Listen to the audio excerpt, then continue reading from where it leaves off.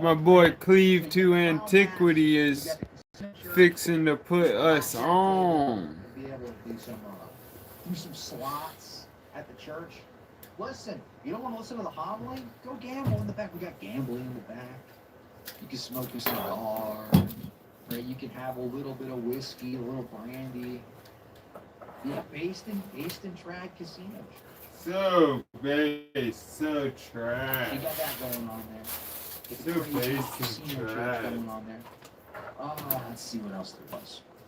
Wow, guys, Catholics are just so base and trad. Like, I've never met a more base and trad person than, you know, any random, the Catholic woman running my church that's a total liberal, or that runs the Catholic church here in Morganton, who's a complete liberal, supports gay marriage, bonkers stuff.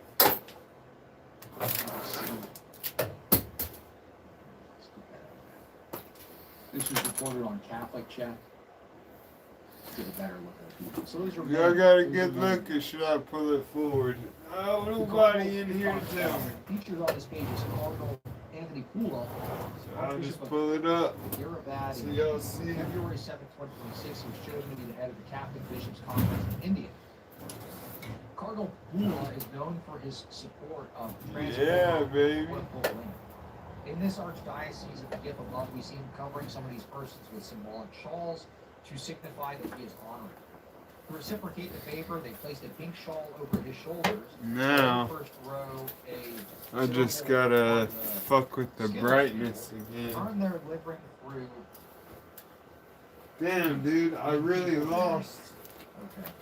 Doing a little hard work, right? On that particular I lost my Christmas history knife and tool knife, the nice sailor's knife with the ebony wood that I had out here literally last night on stream. And I swore I took it inside, but good God, Lord have mercy, I can't find it. Another one of the many occasions that he joined the Transformers was when he met 84 of them to celebrate the International Transformer Day of Visibility on March 31st, 2025. At the event, Cardinal Pula gave a speech, distributed awards and gifts, as well as lit a candle to show his respect. Oh, fifth row down. Okay. Photos, they have gifts. Why are they putting this in here?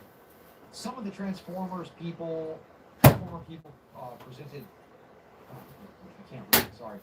Some of the Transformers present danced for the Cardinal and the audience, displaying their seductive skills. Oh, Lord have mercy, why is the night gone? I just keep losing. These men reciprocating this. All my good tools. I just lost my purple $20 knife from Amazon that was my favorite flip pocket knife, and now I've lost my favorite. Some of the Day of Visibility. In the background. Not flip knife. Sailor's knife. More of this. There's them. Which, I mean, I could buy another one, but I don't have money like that, and there's $60. I can't afford another one until I do a big tree job or something. It's just sad, man. Losing stuff's just sad. That's insane, dude. Sure shit is. Where's Daniel Boone going now? Daniel Boone go up top. He's a good man. This is what's going on in the Roman Catholic Church. You've got cardinals gathering a whole pack of Transformers. Now I'm wondering, should I? That's what he's in. He likes having these people dance and come. But he doesn't even look though. It's like looking off into the corner.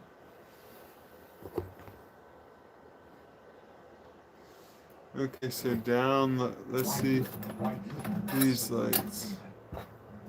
Alright, let's see. Okay, I have even more news. Pope Leo condemns aerial strikes. Fruit of abandoning churches. Drop some likes, people. What's going on? And subscribe to me. What up, Mia Mendez? That sounds like a cute name. I nomine Patris Filii Spiritus Sancti in nomine Yeshua. Amen. Many blessings to you and whoever else came in as well. I'm just trying to build a YouTube channel, and the only really way to do it is either make long videos or go live, and I already got so much work in my days I don't have time to make videos other than of me working cutting trees down, which you can see on my channel. But I like going live because I want to, it gets me more subscribers, and I want a community to talk to. I'm an Orthodox Christian from North Carolina in the Appalachian Mountains, and I make cross wedge axes shaped by Augustinian synodality, and says the spirit of Kanakoto was a spirit of instead of just one wedge. Most people just put one wedge right down the middle. You see mine, instead of having that one down the middle, I put an extra kerf in there and put one across, so it makes it a cross wedge, a crusader axe. What's up, SoCals? Good to see you, man. Good to see you, Owen. I'm glad you're here, Owen, and hi. Drop me a like and sub if you can, bro. I'm just a young dude chilling in my shed after climbing trees all day. I work on axes. I do cross wedges. I'm a Orthodox Christian in the Russian Orthodox Church of America, Russian Orthodox Church outside of Russia, which is the one in America. And I make videos cutting trees and dropping them, but I also make videos making axes, and I also make hangout videos like tonight.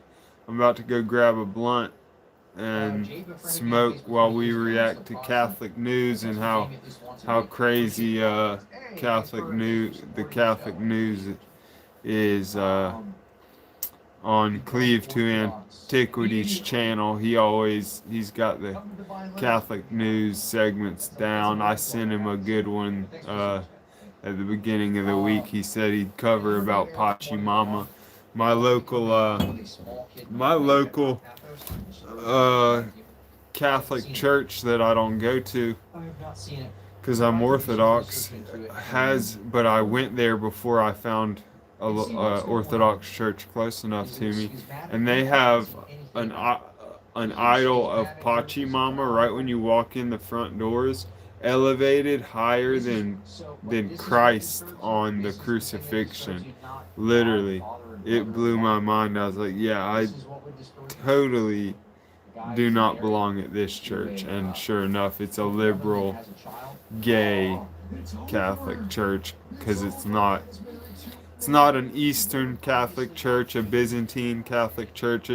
Those are basically Orthodox. They just submit to the Pope. So I would have been happy at one of those, but I know it's not the fullness of the faith. But which is why God set it up this way, that I'd have to go to the real one. What's everybody into? Drop some hobbies. I mean, y'all know what I do. I make like axes and all sorts of woodwork. I'm gonna grab this blunt. What up, Wyatt? What up, Axel Madden? Soccer's a dope one. I played goalie a lot growing up. Believe it or not, I actually played Division I lacrosse. I even I got a stick. I'll show you some tricks. But let me go grab this blunt. I'll be right back. Don't take off on me, folks. And lately, I've been having this stalker that's been driving by, trying to look at me, and he's gay. He's this random dude I met, and I told him, yeah, you know, I'm always open to be friends with anybody, but I didn't realize what he meant by friends. I said, yeah, you're welcome to come to church with me or whatever. And he came to church, and then randomly he like texts me like I would text a middle school crush, like, you know, text too much and like be overbearing, and like I was his boyfriend or something. So I thought something was up, and then finally he cracked. It was like, yeah, I'm gay, and I just thought that you were really cute, and maybe that you and me could be boyfriends. And I was like, dude, the first place I invited you to was church at an Orthodox Christian parish, where we are very against homosexuality, as it is a sin. You're not meant to put a wiener in a pooper for no babies come out, just more mud babies. So he ever since I cut him off, I was like, look, he keeps, for some reason, he has a parasocial relationship in his brain with me. Well, welcome. I welcome all of my Catholic brothers. I imagine you're probably a little more conservative than most Roman Catholics. Number one, I'm doing a giveaway where everybody who signs up on my page either gets a free toy. Nice to meet you too, Jacob. And I was Catholic for quite a bit, you know. I was Catholic for a good 2 years before I even found out what Orthodoxy was. But what really convinced me was the papacy. The papacy verse, in Catholicism, the Pope can claim anything based on faith and morals. He can make that, dogmatize it as guided by the Holy Spirit. I know, because I was a Catholic. As long as you're Christian, that's great. The Holy Spirit will lead you to you know, what denomination he wants you to be in, because as an Orthodox Christian, we own the oldest churches on the planet. The church that Jesus, well, it's a church now, the building that Jesus, the tomb that Jesus resurrected from, they built an Orthodox church on top of. So and the Coptic Orthodox churches, we literally have all of the oldest churches. So that alone proves that the first 1,000 years were Orthodox. Plus, they didn't have the Holy Roman Empire to come and make everyone do what they want. So ultimately, and also Rome added the Filioque to the Nicene Creed, which was proposed in one council and accepted, and then at the next council, Nicaea, I believe, it said, and we all agree that no word shall be taken out nor put into the Nicene Creed without universal jurisdiction and authority.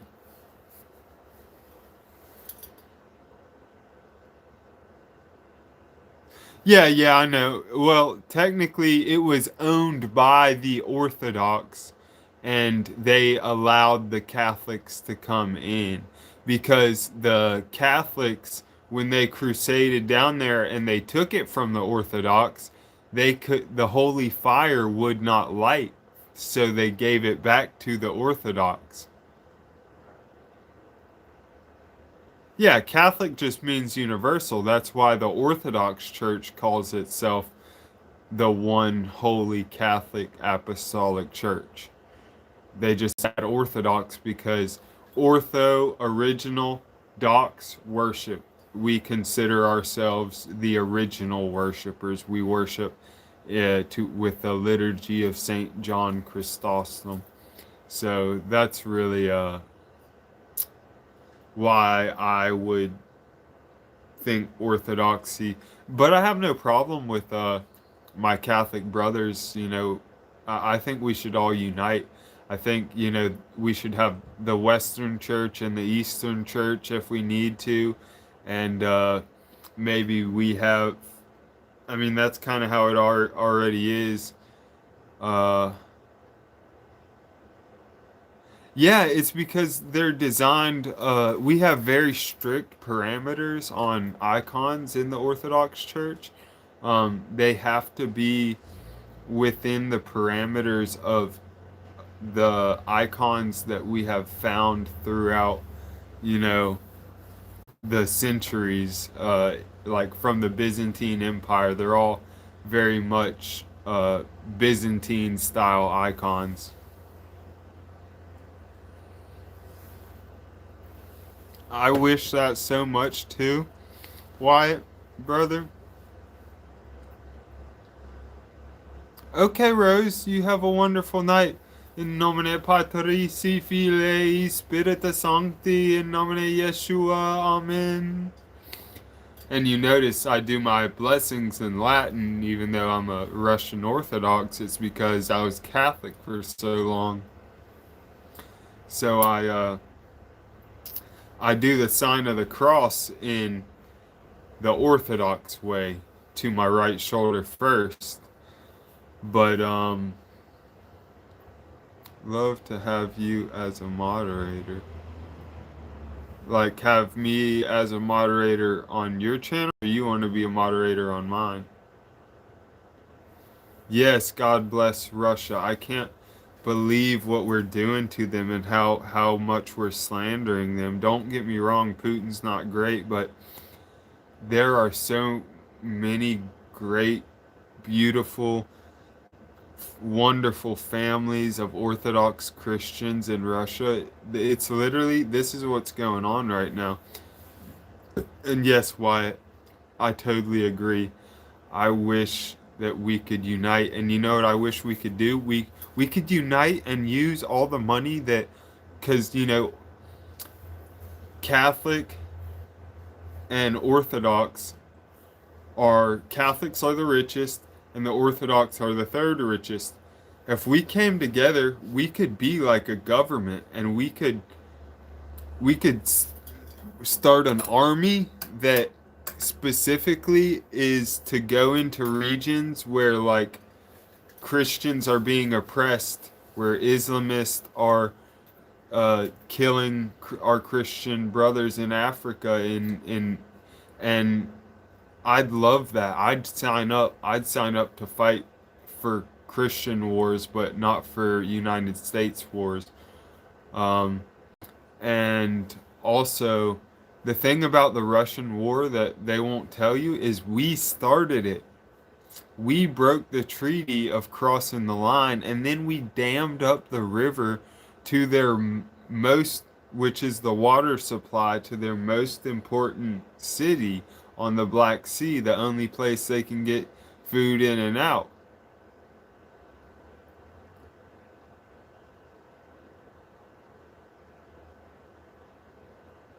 I remember Barnyard. We'll see. I'll be able to tell if it's you by the end of this. Yeah, I've been working really hard, been really busy, and I set up I got a TV out here now so we can react to stuff. I can pull stuff up, and we can react to it like I was. But I was talking to my buddy here about, he's a Catholic and I'm Orthodox, and we'd love more than anything to come back into communion and to start a military for Christians across the planet, and evangelicals are welcome to pitch in too. You know, I think all denominations should be working together, because as Orthodox, we say we know the Holy Spirit is working here in our Orthodox church.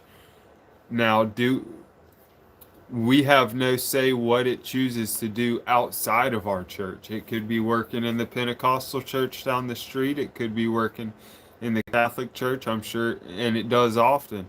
So, but unfortunately, with the whole Catholic Orthodox reunion thing, at this point, with the papal quotes that have come out, and like, you know, all the things they've said, Pope Leo has, you know, he's got a good chance of being that guy that can get people together to stop quarreling. But the problem is, at this point, the Catholics would all have to uh, uh, renounce the filioque, because it was added under false pretense, and you know, they could still have a Western Rite Orthodox church where it's um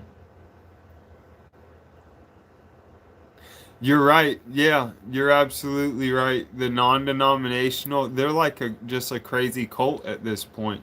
And also, most of the Protestants, except for the high church Protestants, are the only ones that are not just like think that Catholics and Orthodox are practicing paganism from ancient Babylonian times because we burn incense, even though the Bible literally says in the Old Testament that all nations shall burn incense to the God of Israel. It's actually disgusting how bad they distort the Bibles they claim to love so much. It also says that you should have hands laying on you by someone who's had hands laying on them going back to Jesus and the apostles. Not just any old Billy Bob. Well, no, so it was not actually a patriarch. It was a legate for a patriarch. And from what I understand, he was very much pressured into that. And as soon as he got back to the Fourth Rome of Russia, of Moscow, he, the actual archbishop or whatever, denounced that and said, no, absolutely not. But I will say, I agree that the filioque does, uh, you know, flow through the Son in some way, um, but not in the way that Catholics define it. There's just too much Aquinas wrapped up in Catholic theology when it really should be more mysterious, which is what makes me like Orthodoxy more. So, but I don't, you know, blame anybody. You're in an apostolic church, which is what matters, which means as long as, you know, who am I to say that they're no longer in the faith because, you know, they're under the Vatican, or they have apostolic authority passed down to them all the way from Jesus and whichever apostle they claim. So, you know, you have valid, well, I can't say you have valid sacraments, but um, the Holy Spirit, well, not just the Holy Spirit, the shepherd shall not lose a single lamb, a single sheep from the flock. You shall not pluck one of his from my hand. So, you know, I deeply believe not in once saved, always saved, but if you are part of the elect, he will find a way to bring you back like he did me. I went about through 15 years. One sec, I got you on the axe. So yeah, right now, my next project here on the axe work, I got a couple. I always keep a few things going at once.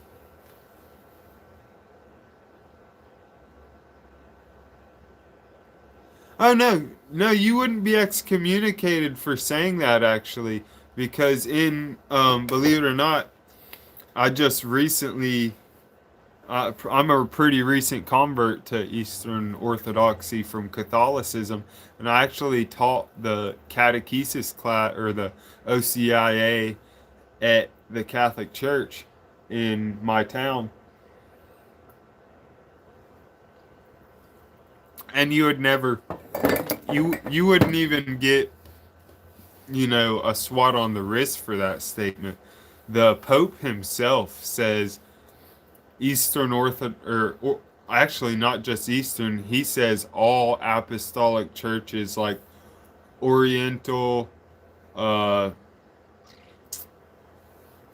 yes, in the past, but ever since Vatican I, they say Muslims, Christians, Jews all worship the same God.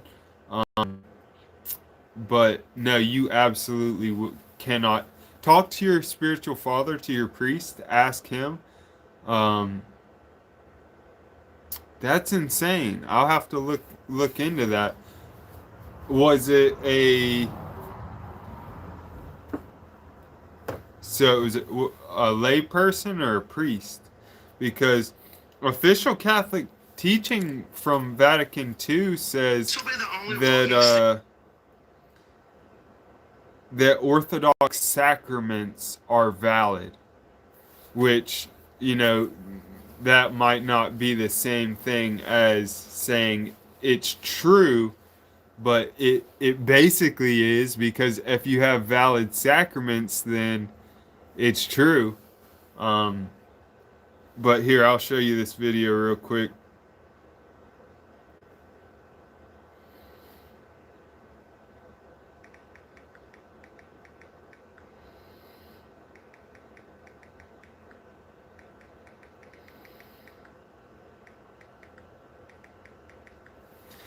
And clone whatever. I'm working on this right here right now. It's a a Tasmanian plum axe, which is hard to come by. I paid $150. Well, really, I bought 3 of them, so I ended up paying like $450 to get them to ship them from Australia. And the difference is, if you see that, how the cheeks widen to the middle and get skinnier down low and skinnier up top, and they're also about a pound heavier. I'd really like to work with a blacksmith on making a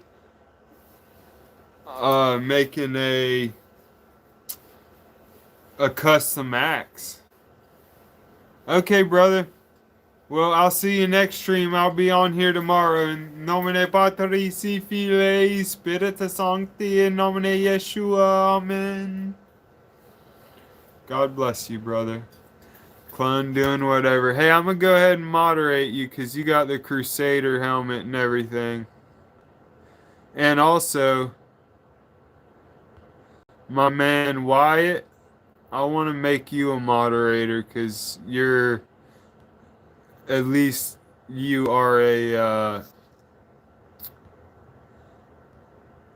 traditional Catholic. You're not one of those soy boy Catholics. Here, let me play you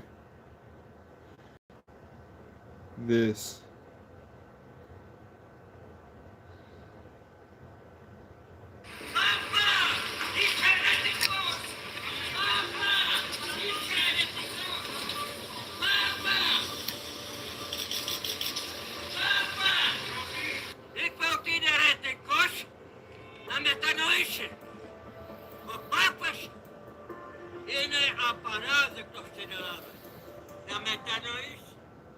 That was just an Orthodox.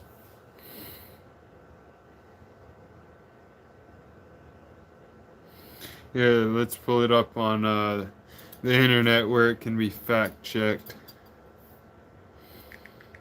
Did the Pope say Orthodox sacraments are valid?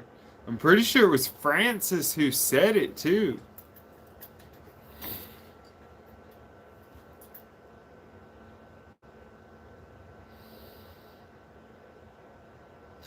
Okay, here's AI.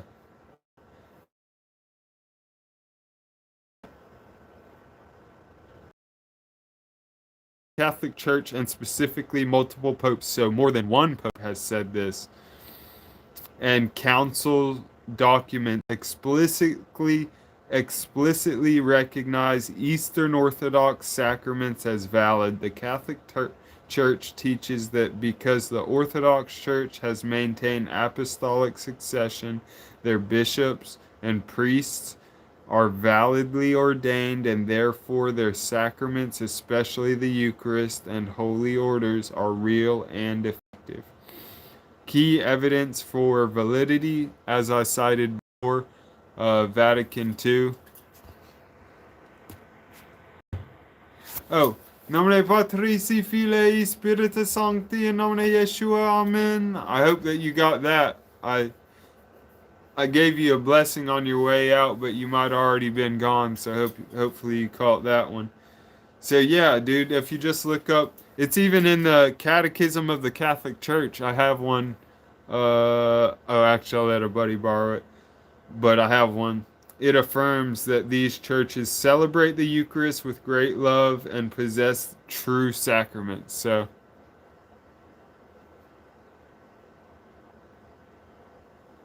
well, he must have been making some. I'm gonna have to look into that because, I mean, this has been valid all the way from 1962 until today. So,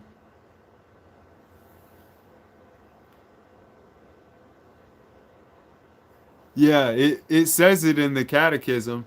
So that'd be I bet there was, if I had to guess, Wyatt, if I had to guess, that's true. But let's see. Let's go to the official church site.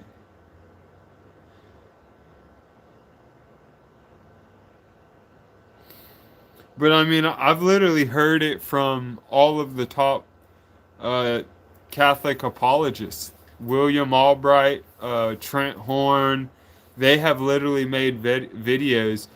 If we believe Orthodox sacraments are true, why not just become Orthodox? And then their answers are like, well, you need the papacy.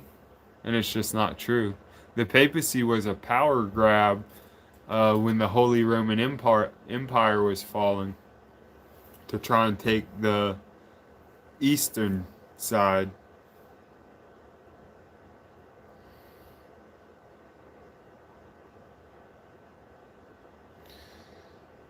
In fact, I got a good video for you. Logitech, my man. Thank you, brother.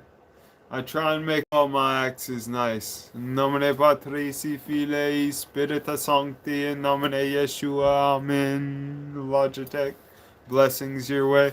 Man, y'all have, thanks for being so good to me and giving me so many viewers to talk to. I really got to go inside and grab this marijuana to smoke. Hey, White, question. Um, how old are you? Around, you don't, I'm not some creepy guy. I'm just curious because I'm 28. I just turned 28. And I still smoke weed, and, ultimately all these churches count it as a sin, not necessarily mortal.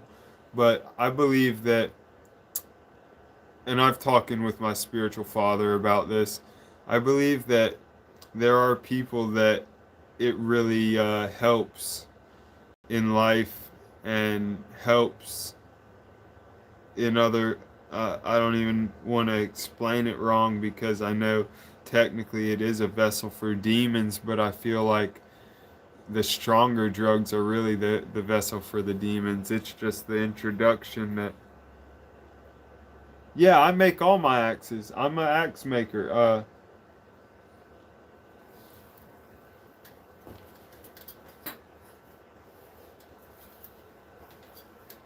You think I only got one? That's where you messed up.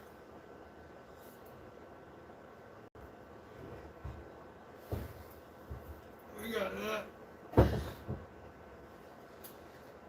Oh, where's my other crisscross? Oh, it's over there. Oh, and I got one right here. It's really cool.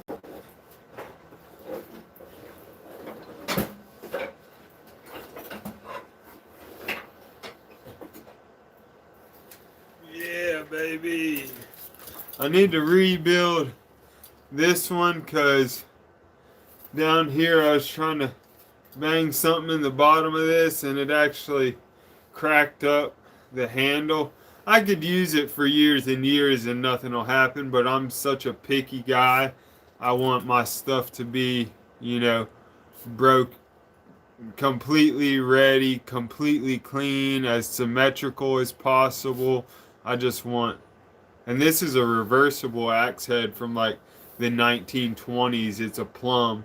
So this is going to go with that plum Tasmanian single bit because, you got your double bit for fucking shit up, cutting trees down, and then you got your single bit for cutting shit and then banging wedges. And they're both plum, so, and got about the same blade to them. Just one's a double bit. It is overuse. I see. Yeah, that's kind of what my spiritual father told me as well. He told me that as long as you're making it and hey, who's deleting it? Unless he deleted his own. Damn, Matron would be hard. I'm a pretty. Hey, Wyatt, I appreciate the lookout. I'm a thick-skinned guy. You can let people like that comment because it just helps me in the algorithm. So unless somebody's saying some serious slop or spamming something, just don't even worry about. Or some, if you have a personal vendetta, I don't mind you using your privilege. But I appreciate it.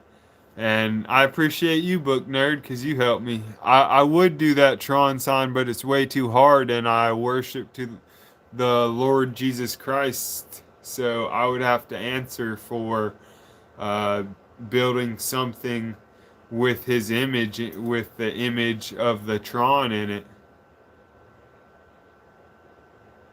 Oh, Jesus will be the one. He'll be the one that'll end some of us, but he'll also be the one that. All right, maybe you're right about this one, Wyatt. Yeah, you take care of that. I spoke too soon, Wyatt. You said you're 16, is that right? Yep, 16. Well, awesome. Give me. Oh, I didn't mean to do that. Block that thing again. Remove. Oh.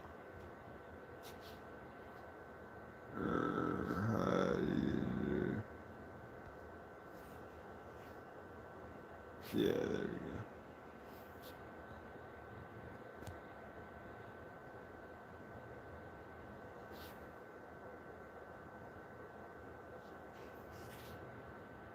Book Nerd, you get a 10-second timeout. Alright, I'm gonna grab this blunt and I actually, if you're still in here and have some time, Wyatt, I have a great video that we could react to depending on how you feel about Jay Dyer. If you don't like Jay Dyer, then I have an actual Orthodox priest who has explains it well. I'll be right back. Don't leave. You can still be saved if you choose to follow Satan. Brother, Satan was the first temptation of all evil. He's the one who caused all the evil on this earth that is here today, brother. You do not want to follow Satan. Satan could have had eternal life. Well, he could have had eternal life, but now one day he is going to die a miserable death and be put down under the Euphrates and all sorts of crazy stuff, or maybe that's something else coming up from the Euphrates. But his life's gonna end once our Lord and Savior comes down here and draws his sword. Not the conservative trad, but dude, she's not in my ACNA. Okay, so while I'm gone, watch this. Hey, Wyatt, you need to subscribe to Cleave to Antiquity and watch his Catholic news segments. He has one every week. And man, if you just watch enough of the Catholic Orthodox debates, you start to see that it's really the Catholics that are westernizing and really pope-splaining things away. Like, we all know we don't worship the same God as the Muslims. They deny the Trinity. That doesn't come as a surprise. So she's partnering with a Well, awesome. Perfect. Good. All right, let me quit yapping. I'll get back. I lost my fucking favorite sailor's knife out here. Or I assume out here. Could be inside last night, and I'm bummed. It looks like. That's unfortunate. I don't know if this person's U.S. based or what, but I don't get the. I mean, I get it. It is completely demonic, right? I get that she is under the influence of demons. I was gonna say, like, dude, I don't understand why people would act this way. It's literally unaliving babies, but it's literally demons. So there's no point even really discussing it further. It's just completely subverted demonic institution with demonic priestesses. That's all it is. Absolutely wild. Alright, let's see what else I have. Okay, more stuff. Okay, I'm gonna rapid fire through some stories. I'm just gonna go through my bookmarks here. B-roll stories. Gus Fair's $640,000. You can meet Pope Leo. So Pope Leo was charging for visits as he does his pretty much country he was going in. But basically he said any media interviews, anything like this, it's like a $640,000 like charge. So you want to do some kind of like media interview with Leo, you're gonna have to pay almost $1 million. This was in his European tour. Oh, here you go. This one was interesting. Cardinal Hollerich. I can't imagine in the long run how a church can continue to exist. This is a cardinal, right? Roman Catholic cardinal. Can continue to exist if half of God's people suffer because they have no access to ordained ministry. Let's talk about women should be priests. So this is a Roman Catholic cardinal advocating for this. This is what he wants. Roman Catholic Church, Cardinals, this is what they want. They want this woman doing basically anything that an ordained priest can do. So, this is your hierarchy. Is it any surprise? Is it any surprise the USCCB opposes people who are any like slight amount of conservative, like Carrie Brazier? Is it any surprise Bishop Barron runs cover for Israel? Is it any surprise Cardinal Dolan does the same thing? Is it any surprise the Cardinals in India have Transformers dancing for them? They literally have Transformers dancing for them. They gathered like 80 of them, like they're collecting Pokemon cards, and said, now dance for me. Dance for me, boy. That's what they're doing. It's crazy. But now you have cardinals saying, guess what we need now? The crisis of the church is we don't have women as priests. So that's the next big push. This is what the hierarchs want. Anyway, let's continue on. Bishop Barron. Yeah, you're going to do another statement here. Cardinal Hollerich is the Realtor General for the Synod on Synodality. We've talked about that a lot on the show. His support for women's ordination should automatically disqualify him from all church offices. He should be confined to his cell to do penance for the remainder of his life. That's not going to happen. He's getting promoted. Right. He's one of the heads of the Synod of Synodality. So when you hear that Leo pushing the synodal church, these are the people that are running this push. How much more clear can it get? This isn't vague. This is what they want to have happen. Right? The Synod on Synodality, they want to basically vote on doctrine. This is the German synodal push at least. They want to basically be able to vote on doctrine. 80% of the Roman Catholic bishops in Germany support women's ordination. They support, or no, it was 80% of the German Roman Catholic bishops support Skittles marriage. Even more of them, I'm sure, support women's ordination. So if they're going to allow them to vote on doctrine, of course, they're gonna be Skittles marriages in the Roman Catholic Church. Of course, there's going to be women priests. It's not a matter of if; it's a matter of when. Brazilian bishop hosts meeting of heterodox pro-Skittles. Oh, fuck, I'm gonna have to order all. I'm not gonna dive Another knife. That sucks, man. That really sucks. Thanks for becoming a member. I appreciate you. Dogma says women can't be priests. Yeah. Yeah, if a woman's a priest, stay far from that church. Oh, JPM is doing a tone policing, virtue signaling stream about Jay Dyer, Andrew Wilson, and Sam Damone right now. Oh, well. What are you going to do? What are you going to do, dude? I get my license back on the 29th of March, so give me one more day. And then I also got to save up, which I got some saved, but got to save up more for a truck. And then I'll be ready to roll with my scoped Mosin Nagant and my ghillie suit. Now I'll be a sharpshooter for us. I guess I gotta return down the brightness on the settings of This this. is already done. What do you mean? Ignoring church law? They already can receive the Eucharist under their under Amoris Laetitia. This is already changed. So divorced and remarried people can already receive the Eucharist. What are you talking about? This isn't a change. This is already done. Done. Which is why I don't understand. I don't understand when Roman Catholics raise the whole free divorce argument. I don't understand why. Yeah, it's a stupid argument. Jesus obviously said that divorce was alright. In the case of adultery. I need to...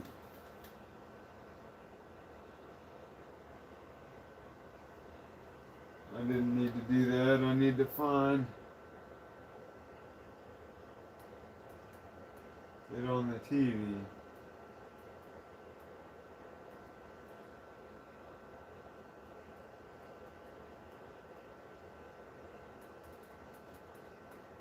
See what mine's up to. Now we're talking theology. Let's go back to Cleve. Going to come on, we're going to be debunking that old interview, so that'll be interesting. That's been asked for quite a bit. And then the following Thursday, I'm going to have DPH on the show, and we'll be having a cool conversation there. But thank you all so much for watching.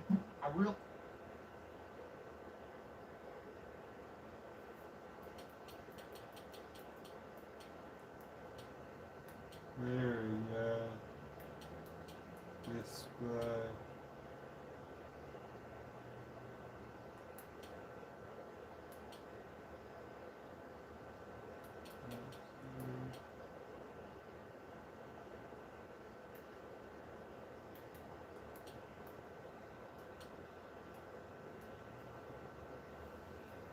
Do we want like backlight on?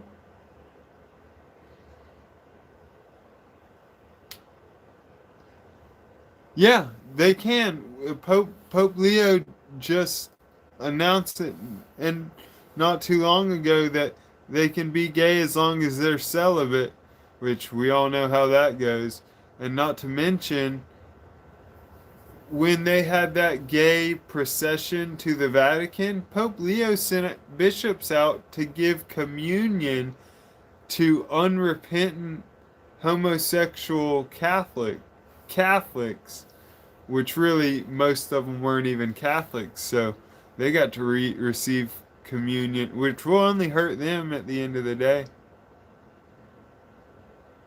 But yeah, that's things like that is what kind of led me to realize there has to be another option, because the Apostle Paul would not be putting up with this type of stuff.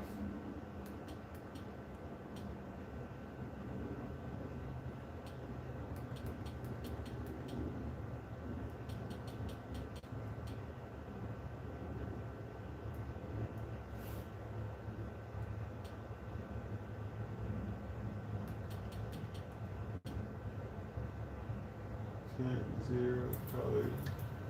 Brightness 0. I get it. Now let me do what I want with it.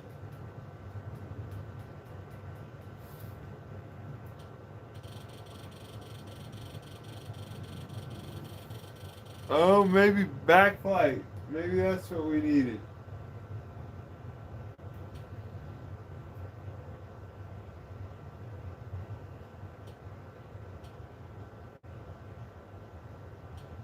Now let's see how it goes.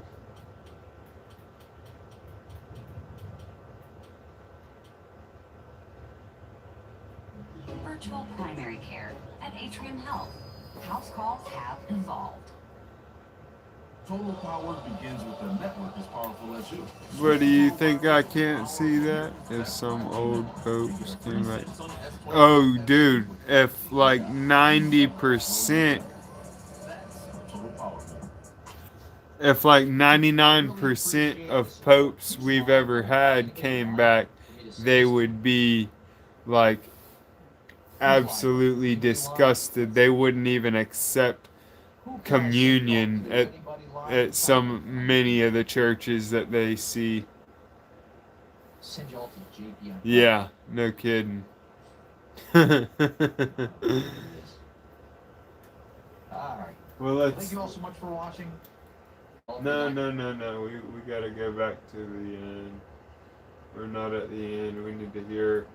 We need to show this good Catholic, traditional Catholic man how goofy Trent Horn's arguments are, and how they're all just false piety arguments. Like, oh, I am so much more pious than you. You use naughty language, when even though Jesus called people serpents. Where I had a bunch of people who converted. Do y'all like me better standing halfway where you can see me kind of here, or I can also. One sec. As to why they converted to Orthodoxy, or are inquiring, or catechumens, so on and so forth.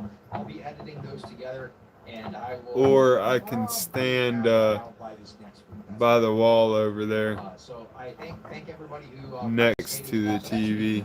Wow, 8 likes. We're getting somewhere. Maybe we're gonna be a YouTuber, baby. Maybe I'll won't have to cut as many trees no more, though. I'll cut them anyway for the extra dough. Yeah, that's all I have. Lord knows I need it. Yeah, I need to get out of Mama's house. Let's talk about Trent Horn.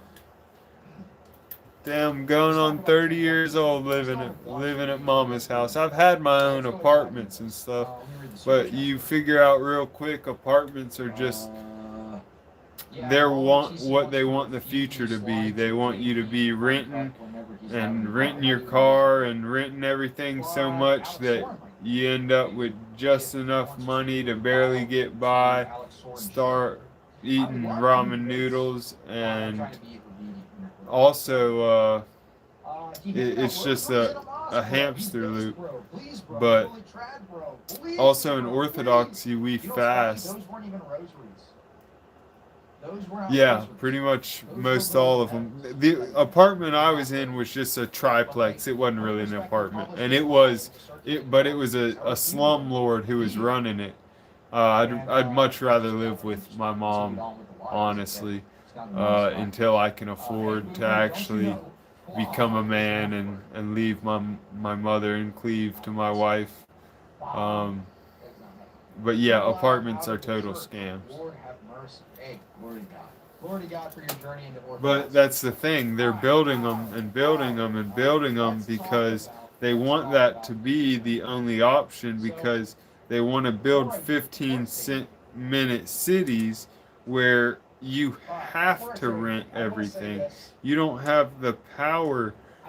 You don't have the money nor time to any personal issue against you. do anything except your job and go home and get in put your pod goggles on and jerk off to AI porn of girls that you'll never get. It's a pretty daunting future. I'm pretty black-pilled on it, but I do know the Lord Jesus Christ always comes through in victory, but there are going to be dark times ahead on the way there. So it's just a matter about making it through those dark times. And I think that the way I've lived my life and the jobs I chose and the things I chose to do really taught me a lot to learn off the land. Oh, I do too, brother. That's why Israel's being attacked by nearly every side. In Revelation it says the nation state of Israel will be being attacked from all of its neighbors. So we're getting there. We're close. Not quite all of them, but about all of them. And Lord, I pray He takes me. I pray I've been a faithful servant to Him, man, but I've been a horrible person in my past life before I found Christ, and it really worries me what I'm going to have to answer for to the mighty King on the throne. But we all will. This means he has anger in his heart, and this anger in his heart is going to send him down. And everybody who follows his heart. See, y'all remember this knife last night? Who also uses potty knives, has anger in his heart. This is the American one. And then I had a German one that was smooth as hell and black wood, ebony wood, and I ain't been able to find it since I got up. I don't know if I left it out here somewhere or hid it good for myself inside. But let's listen to this. And that can lead to damnation for many of their followers. It's going to be blunt. So he talks about Jay Dyer, Andrew Wilson. He says they're leading their followers to hell, basically. Leading their followers to hell by cussing. Yeah, right. All right, because he uses. It's not even Jesus said. I know he's talking about food, but I want to play a bigger portion of that. Oh, trust me. Because he says more. In the Orthodox Church, it's literally all the people that had been trying to be trad cats for the past 10 years and finally given up and realized Orthodoxy's the only way. So if you make it to an Orthodox parish, and preferably on a ROCOR, R-O-C-O-R parish, but Antiochian is good, Serbian is good, some Greek ones are good, and some Orthodox Church of America are good. It's just a matter of finding the one with the most conservative priests and congregation. Usually it's a Russian Orthodox church outside of Russia, or a Serbian, or even Romanian if they're around.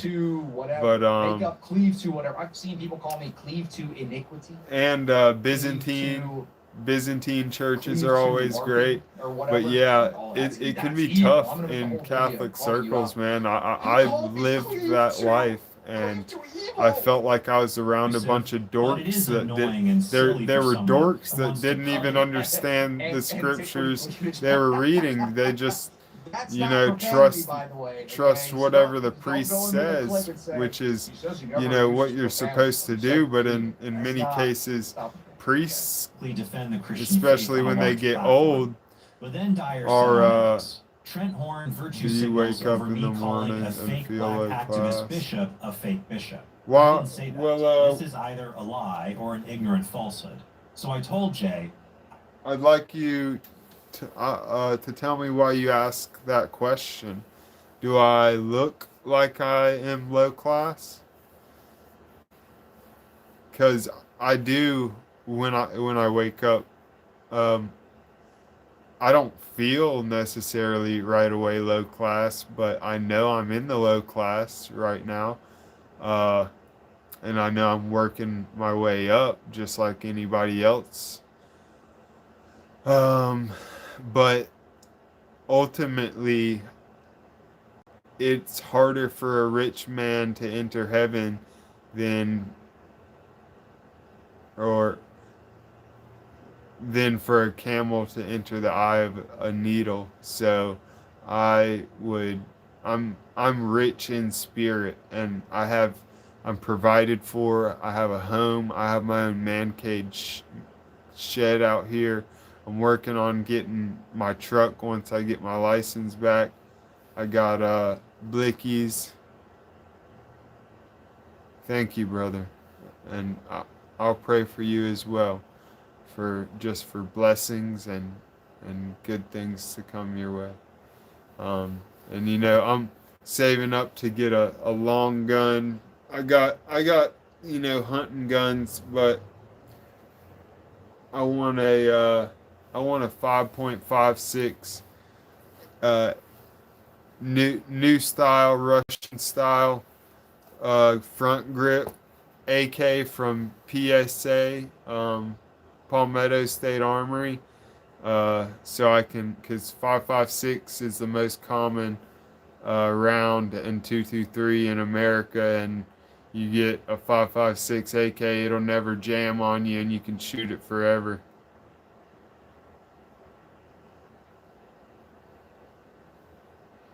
On YouTube, there is only one person on. What, my YouTube? Or just YouTube? I'm the only one live. What up, Bella? Good to see you again. I remember you. Oh, I got this blunt I've been meaning to smoke. Y'all keep yapping me. But man, good Lord, I need to find this knife. It's driving me absolutely bonkers, man. I'm gonna cry myself to sleep tonight if I don't find this damn sailor's knife.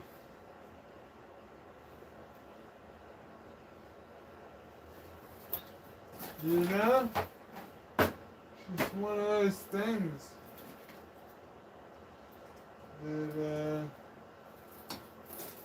I gotta do. But I don't want to bore y'all with that. I know I'm boring enough. Let's listen to. Yeah, I mean, it jumps up and down all I around. accurately pointed out your I embarrassing try behavior, which in not this to case worry was about the called viewer entitled count swans and husband. just I leave it said to nothing God, about the really, title bro. of bishop. This I is mean, yet another example of I've you gotten behaving some like an great overgrown conversations tonight already, so and I've probably gained a few subscribers too, so really it's man of God. Grow up. Notice my reply is it's not not a big deal. I'm a small channel. I'm well aware of that. It's the same correction I gave. Yeah, I don't ever really cost. But I think it, hopefully we'll get big, bigger and bigger. People struggle with language. People struggle with, different things. People struggle with loss. I feel like I'm a likable enough person that, people should but, check I don't know. me I'm not out. going to be the potty word police. You're That just at strikes me as very 117. feminine, right? That doesn't mean, all right, listen, if you're Am watching I? this, I think don't I'm higher use than this that. I as think an I'm at excuse to go around 170 dropping F-bombs because you think it's subs. funny, right? We should be striving. Yeah, I'm We should almost be striving breaking to be 200. more holy. But the point that I'm making here is to Oh, yeah, I got somebody who says 177. to condemn Yeah. somebody to hell for saying potty I'm words is wild. with only 59 videos, and probably most of those Even if I don't I got particularly use one it, video people on wanna my say, "You're going shorts. to hell for using I think it potty might have been words," my right? second Of course, we video. all strive Of course, it's to not all me cutting strive it. to be It got better. 11,000 views. Jay's not a priest, right? He's not a priest.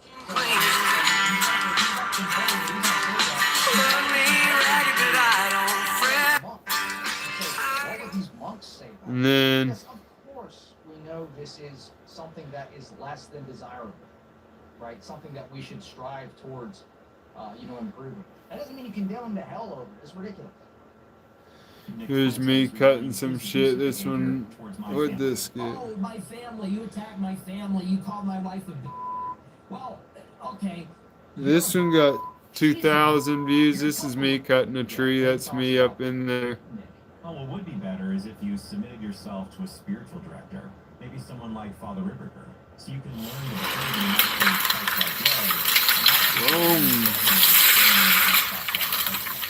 Got that sucker down. Take this big branch here off too. Yes, sir, buddy. That's what I planned on doing next time, dummy. This one got a couple thousand views. It's a little long. I'm gonna zip it forward so you see the. Again, fraternal correction is not the same as abusive insults.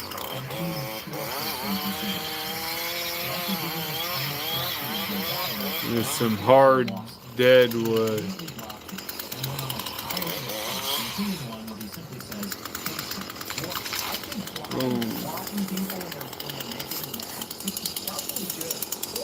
And then you see how high up I am with my saw, standing on the limb.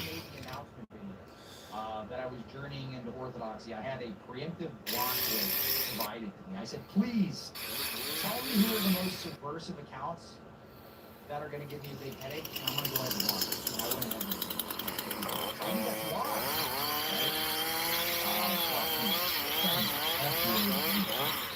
And this is the other side. It was a double barrel tree.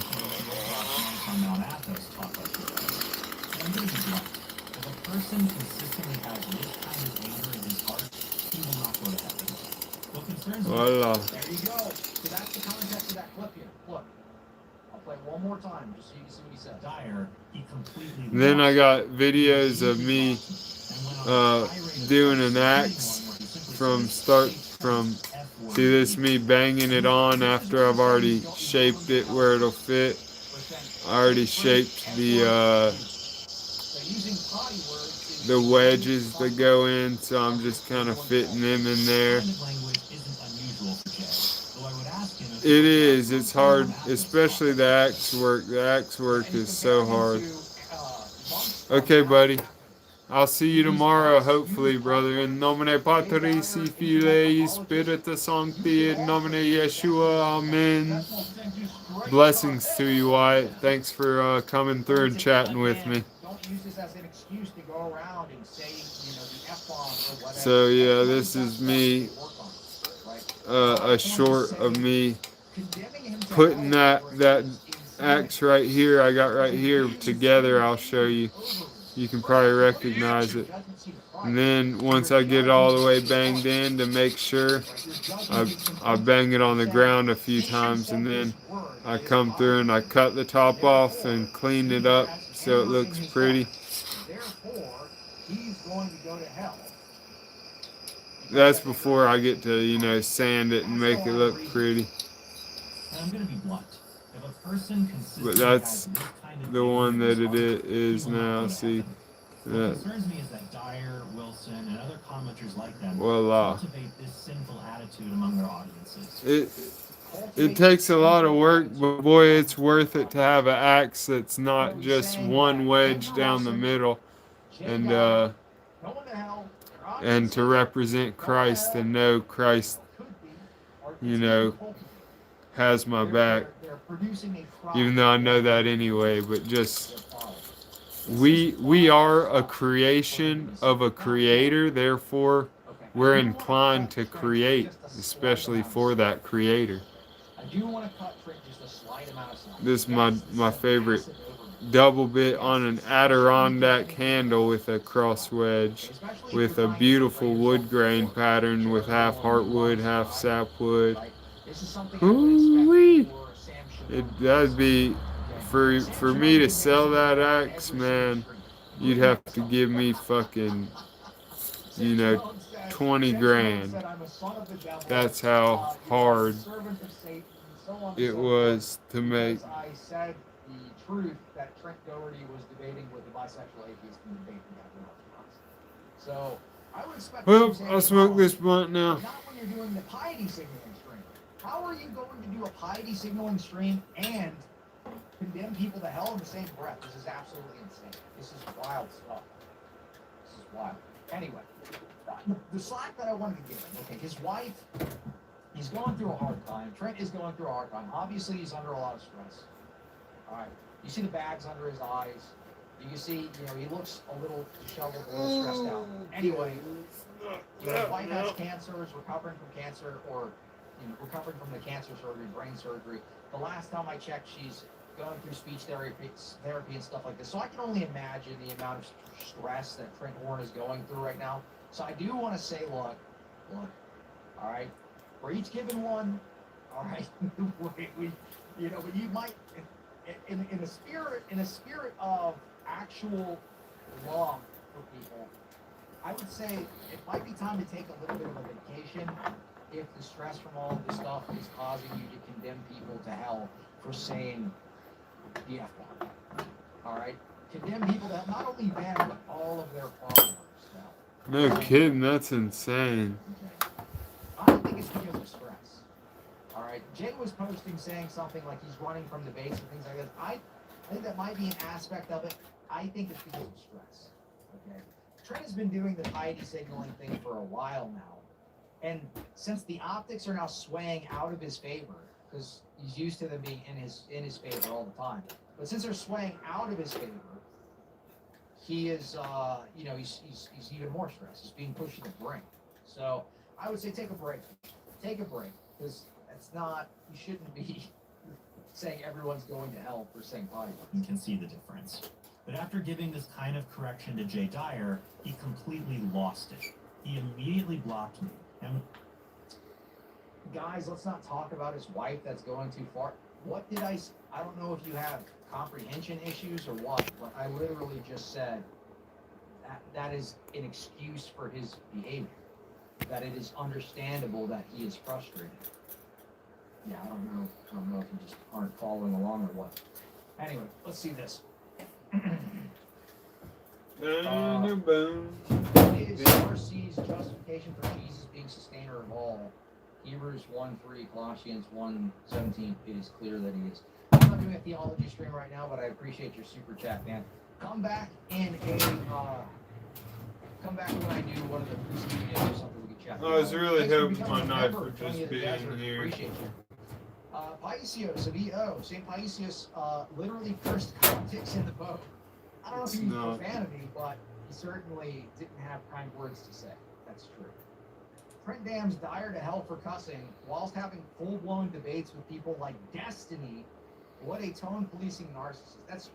That's having debates with people like Destiny and calling out rather Jay over Destiny is insane, right? But again, right? It's Lent. These things go around. The interpersonal drama is nonstop. This is incredibly immature on Trent's part. Yeah, I think this is a crash out. High stress crash out. Thank you, Lord, that I'm not evil like Jay or Andrew.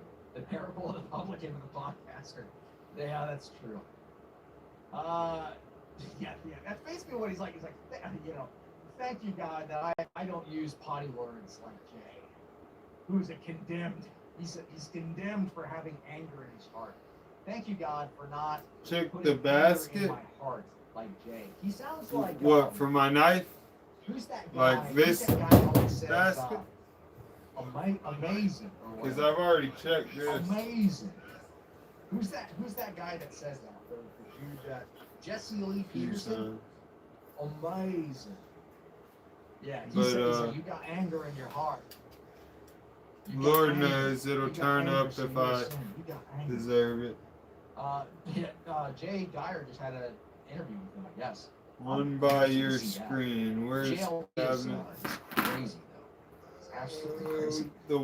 The white ones that are lower down, I don't even know how you see those. I would say that would be genuine advice.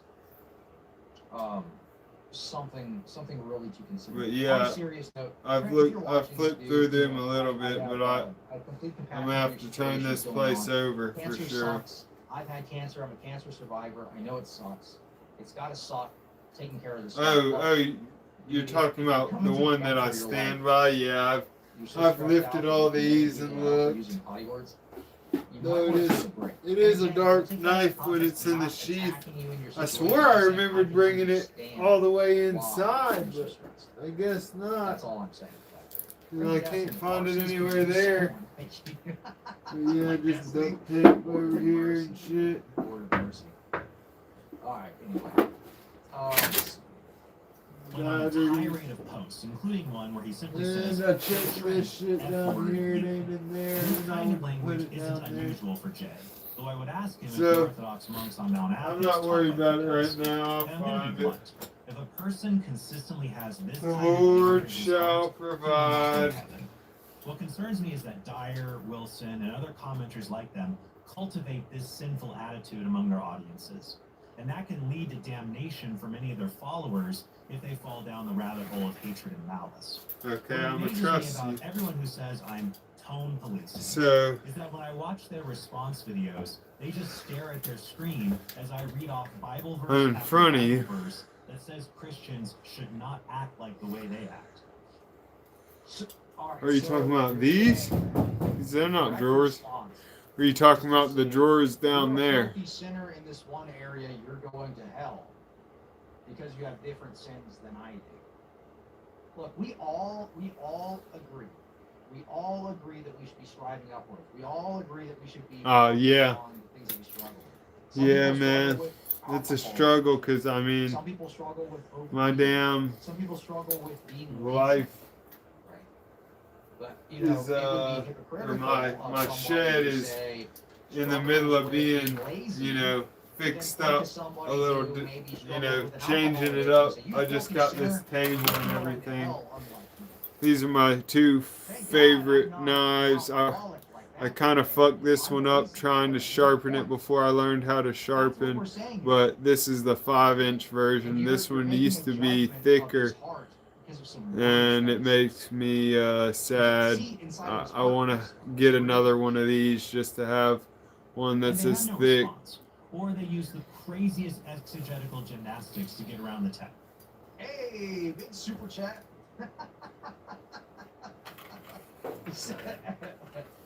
Evan, love you, friend. $100 super chat. I appreciate you, man. That's huge. That's funny. Yeah, you got some anger in your heart with Holy Ruth, and you got anger. You got anger. That would be a good soundboard thing. JLP saying, "You got anger. You got anger. You got sins in your heart. You got anger." Father Stephen Young, RCW Destiny to play the games. Lord have mercy, that's so funny, dude. I also lost my favorite lighter a while back. I An F-bomb to insult had a like Andrew does in this clip. I will never cool be able to Zippo style lighter I just think honestly that I lost, but St. Paul repeatedly says I'm that gonna overseers get in the church must a be cooler gentle and not version quarrelsome or violent, and that all of it. Christians must Overseers, A overseers Swedish in the one. church, bishops. So as he's saying, Jay. Hi, Jay Silent Bishop. Night. Jay really is a black bishop. Hello, welcome in. Nomine Patris, Filii, Spiritus Sancti, in nomine Yeshua, amen. Many blessings for you. Put away anger, wrath, malice, slander, and foul talk from their mouth. Jesus said in Matthew 5:22. Oh, that's right, because he's talking about Andrew Wilson. Bishop Wilson. Yeah, Jay is my favorite black bishop. Whoever insults his brother shall be liable to the council, and whoever says, "You fool," shall be liable to the hell of fire.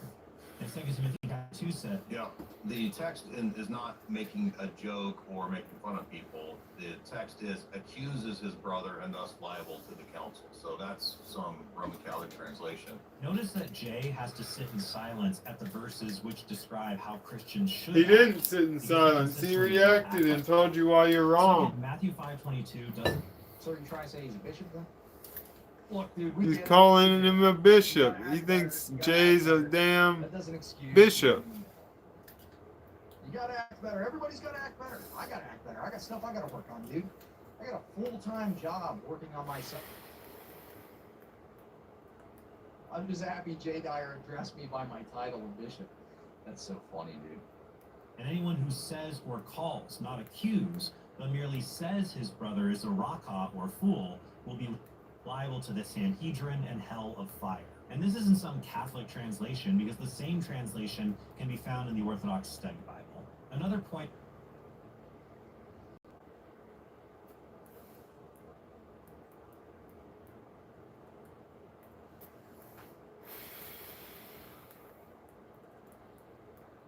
Honestly, that Jay Dyer, Tim,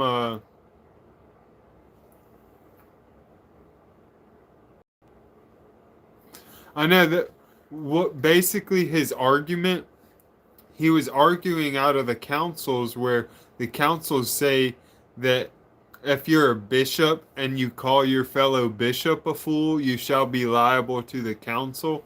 But it has nothing to do with a layman. So calling someone a fool as a layman has nothing to do with it. But also, you get a trial at council as to why you called them a fool, so it doesn't matter anyway. Like, for instance, in the Council of Nicaea, Saint Christopher, or Santa Claus, slapped Arius across the mouth for being such a blatant heretic. So, Trent loves to gay down and soften medieval history. You got to think this is going on during the medieval times when people are killing face to face, stabbing swords through each other. So it's crazy.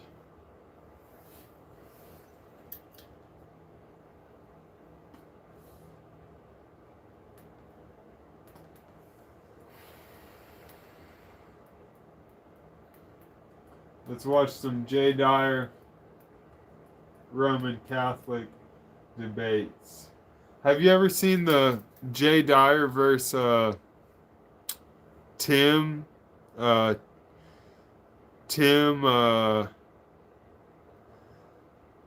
blanking on his last name, but he admits that. Okay, that's great.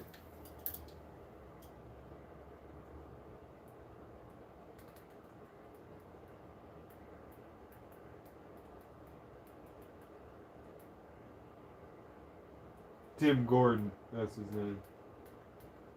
This is what we want to see. Tim Gordon versus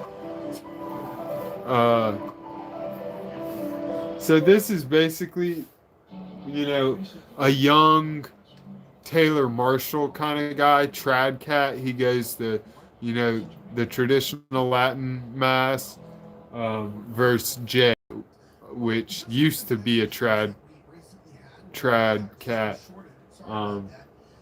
but at a certain point in this debate, it's long, so we might not get through it tonight. And I can tell you, you can look up, Tim Gordon versus Jay Dyer, and it'll pop up. if you want to listen to it after I'm off of here. But until then, I'll explain things as I know them to you, and you can explain things to me too. But at a certain point, Jay gets Tim to admit that the glory of, or that God's glory is created, or there's created grace, because there's no, Catholics don't go by the essence energies distinction. He said that the burning bush was, a glorified manifestation, and was created in time. When the Orthodox understanding is it was Jesus Christ in that burning bush, the angel of Yahweh. We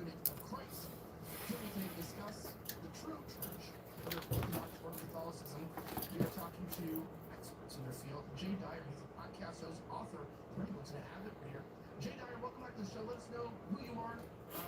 For those that are just joining for the first time, you want to explain a little bit about what it means to be an Orthodox, or what that even defines itself as, and a little bit about where people can find your podcast. Oh, snap.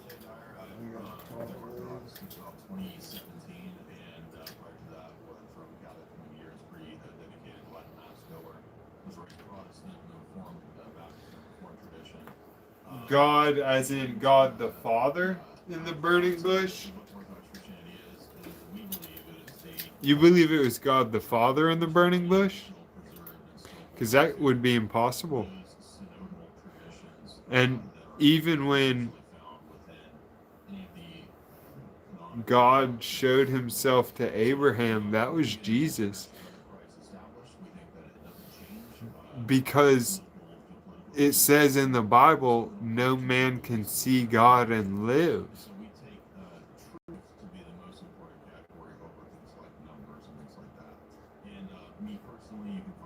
In fact, I can point you to great videos that can explain it down to the dot. It'll get into it in this debate too.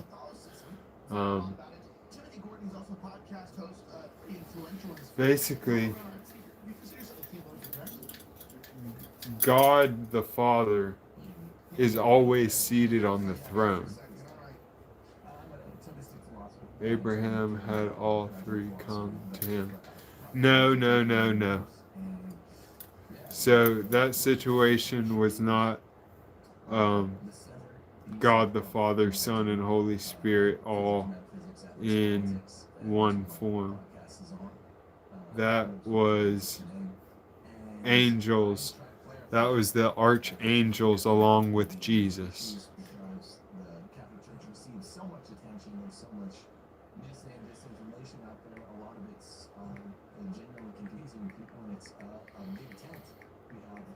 That always has to be separated from the chaff of heterodoxy, and there's been some confusion.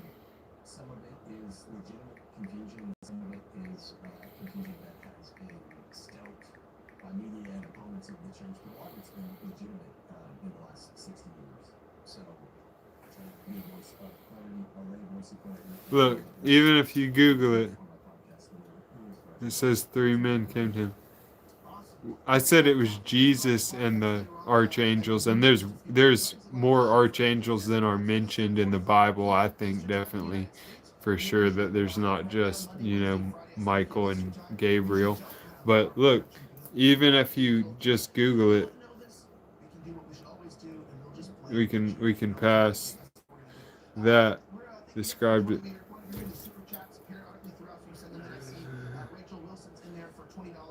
God commonly sends messengers.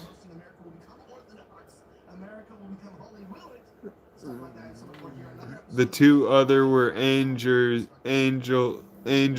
See, this is not on AI, off of AI. How can I get it where you can see this? And it says every interpretation on that comes up here. I can even go off of Google and look it up. But it does seem clear from the context that one of the visitors was God himself, aka Jesus, and the other two were the angels who later visited Sodom and spoke to Lot. Yeah. I'm glad that I could help teach you something tonight. You also helped me, you taught me something earlier too. But yeah, because it's the only, you have to make sure that your theology for every passage of the Bible works with every passage of the Bible. Like when someone asks you about one verse, that says God prayed to his father and laid his head on the ground. He prayed like a Muslim. Or he prayed with his head on the ground. So he prayed like a Muslim, left out the father part. You have to know that the father, what did he say when he did that? And did you know that long before Islam came about, Christians would prostrate in towards Jerusalem and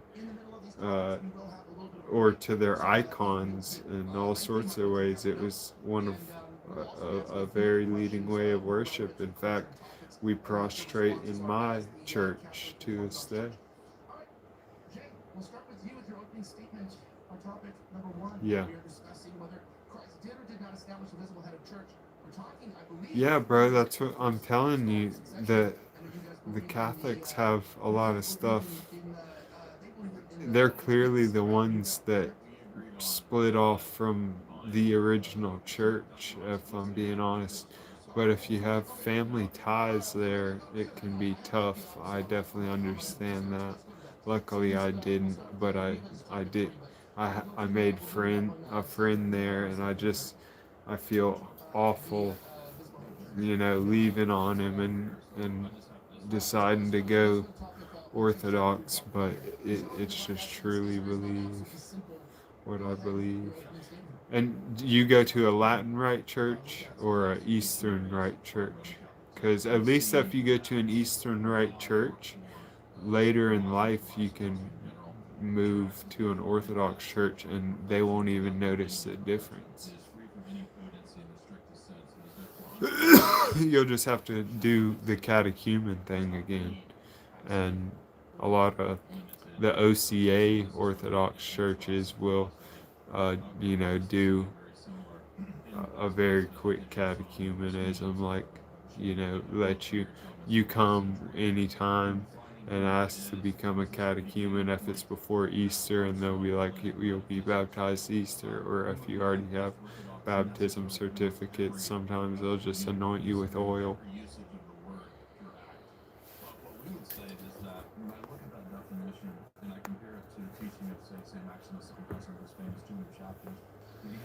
Saying that God is not in himself, as far as it is possible for us to know, any kind of first principle, nor is he an intermediate state, nor is he an end, nor is he any other concept, for he is indefinite, immobile, and infinite. So like the one down the street from my house, and it's Novus Ordo, not Latin Mass, I assume, like all of them. There's no more Latin Masses, I don't think. He goes on to say in section 4, God is not therefore a potentiality, nor is he a first principle, nor is he an actuality, nor is he a first cause.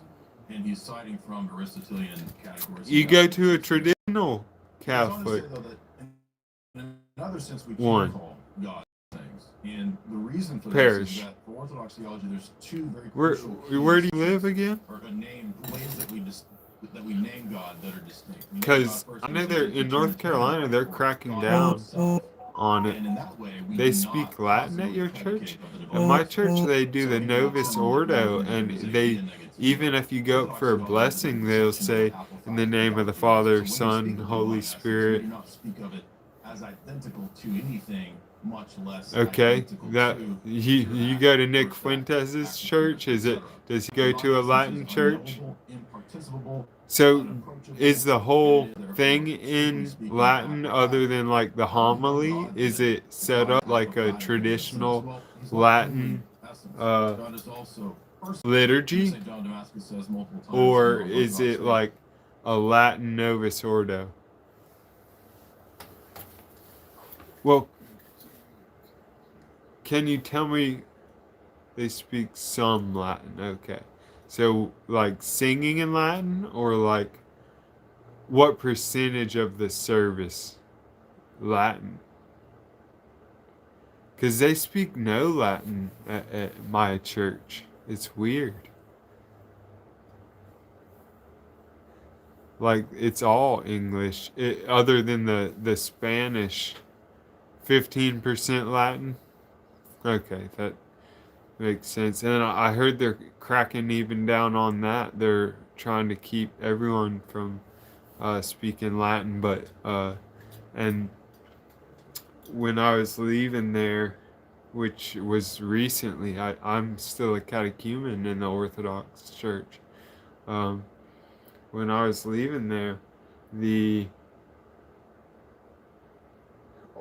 priest that I kind of liked, but he was also kind of a liberal and called the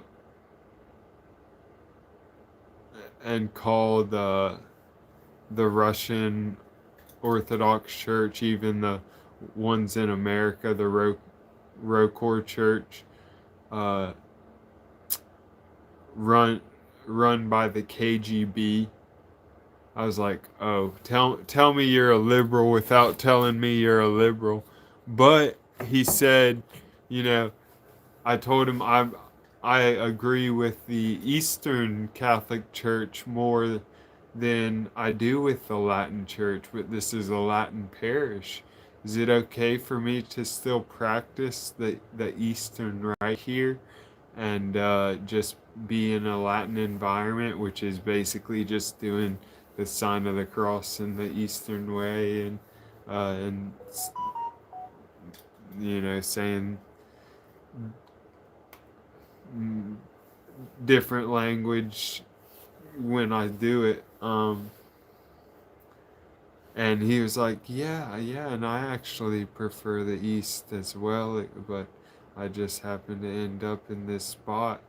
But yeah, once he said that and I had met, at this point, I had met the Russian Orthodox priest. No, Mormons aren't Christians. I wish they were, because their women are so beautiful. I had 3 of them come knock on my door, and 2 of them were from Sweden doing their mission, and 1 of them was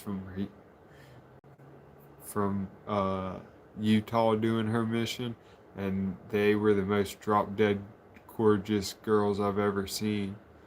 I about decided to try and go undercover Mormon to try and get one to leave with me. But I didn't.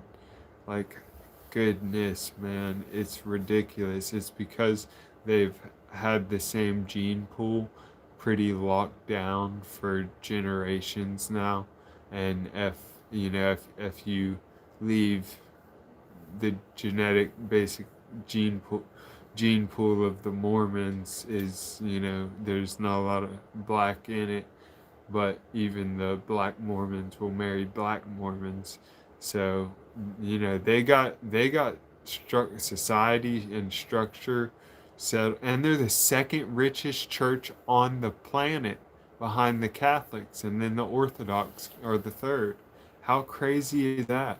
The Latter-day Saints are fucking Mormons are the second biggest church, or as far as money. I got a cousin that lives out in Utah, and she does great doing dog sitting and raising her kids while her husband works.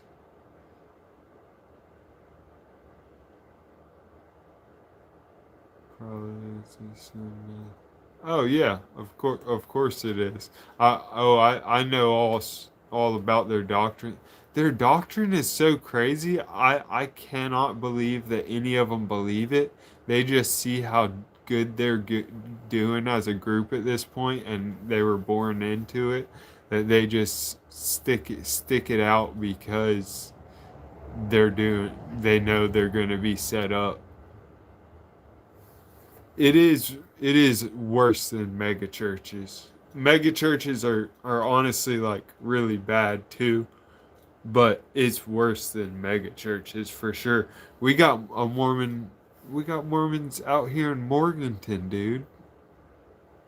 I shouldn't have said that. In North Carolina, in Asheville and shit. Well, I don't. At least just 2 people watching anyway. Definitely worse than that. And I would say to you also, look up divine liturgy services of, Serbian, Russian Orthodox Church, Serbian Orthodox Church. You can look up the American ones. There's one that does all of theirs live that I follow. They're a Greek one who's got a big old fat priest, not super fat. He's tall and kind of chubby. You can tell he works on it, but he gives good homilies. If you want to shoot me an email, my email's in my description of my channel, or in my up when you go to my channel it says it. What, Mormons? Why do Mormons have 5 priests? Because any man that's allowed in the temple that has a temple pass and has been accepted into the temple becomes a priest. Orthodox, so basically they don't have as many as you think, but it's because it's so jurisdictionally. And or are you talking about like Greek, Serbian, Russian, all that? So basically all of those are in communion together. So like at me going to a Russian Orthodox church, if I'm in a town where there's only a Serbian Orthodox church, I can go there and take sacraments and receive whatever I need from the priest there and tell him that, and he'll hold it on strength. Or I'll tell my bishop before I go to let him know that I'm coming, and be able to commune with them, and they'd be able to commune with us. For like literally all of them except there's 2 churches in Ukraine right now, the Ukrainian Orthodox Church and the Orthodox Church of Ukraine. The Ukrainian Orthodox Church is the real one that we're in communion with. The Greeks are saying we're in communion in both because the Greek patriarch has been bought out by the CIA the way the papacy has. So that's why in Orthodoxy it's better. You don't just have one monarch to get bought out. And then now we have the other monarch of Moscow who is, shutting, and other ones too, who are shutting this down, who are threatening to excommunicate him. They haven't made it to that level, but they will. But for laymen, it's not to be worried about. You can still commune with them until it's an official schism, they would say. But the Orthodox Church of Ukraine is the real one. Or no, the Ukrainian Orthodox Church I believe, is the real one. And they're being heavily persecuted right now. May the Lord rest the many who have fallen all across the world, all the martyrs who have fallen across the world. In nomine Patris, Filii, Spiritus Sancti, in nomine Yeshua, Amen. I'll always make it a habit of praying for the Christians that so you wouldn't be allowed to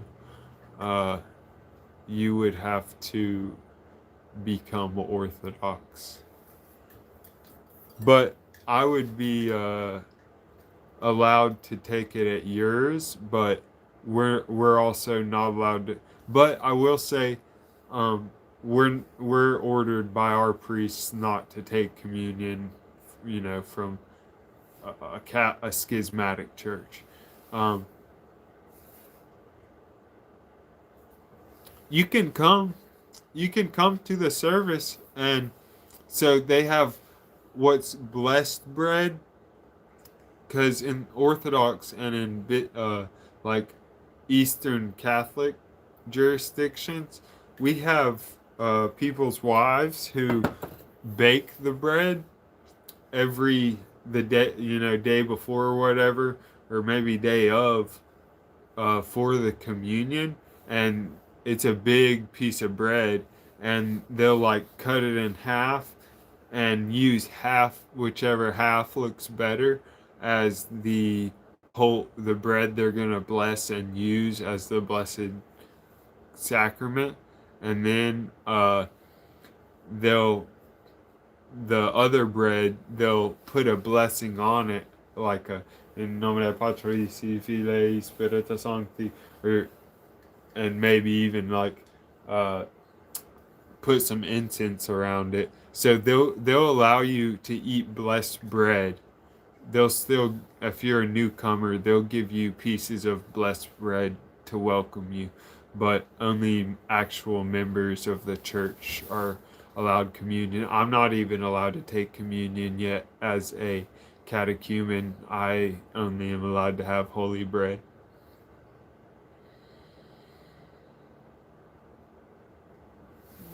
Check it out. Is it I assume it's GOC or GROC, whatever. They're the only Greek jurisdiction in America, and they can be pretty liberal, but I've heard good news that at the parish level, a lot of times the local priests don't agree at all with what's going on higher up. So I'd definitely check it out and just see, ask the priest, your hardest questions you can think of. That's what they're there for. That was the first thing that I did when I went to the Catholic and to the Orthodox Church.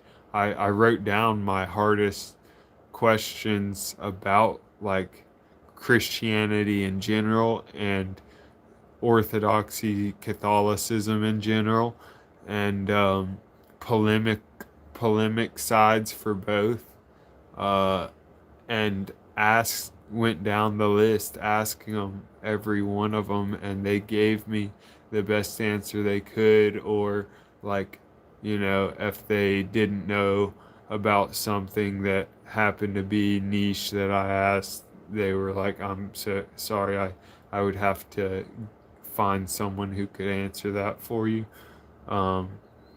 which is basically when I had the Roman Catholic guy tied up. But it'll be well worth it, and the good thing about the Orthodox, just like Catholic, they're usually the priest is always there if you get there before 5, and the door is usually open, so you can go in there, and if he's not busy with something, meet with him, or set up a meeting at the front desk, and he'll sit down and talk to you for, as long as you want. That's funny. When I lived in outside of Tampa in Florida, there was a it's the biggest amount of Greek Orthodox Christians outside of Greece itself. And it is, or actually it might have more Greek Orthodox Christians than Greece itself. And it was before I had even gotten into Christianity, man. I was so bummed when I got back into it, when I moved back up here to North Carolina. Once I was like, man, I was right there where I could have gotten, the full experience of and I'm sure the Florida priests would have been based,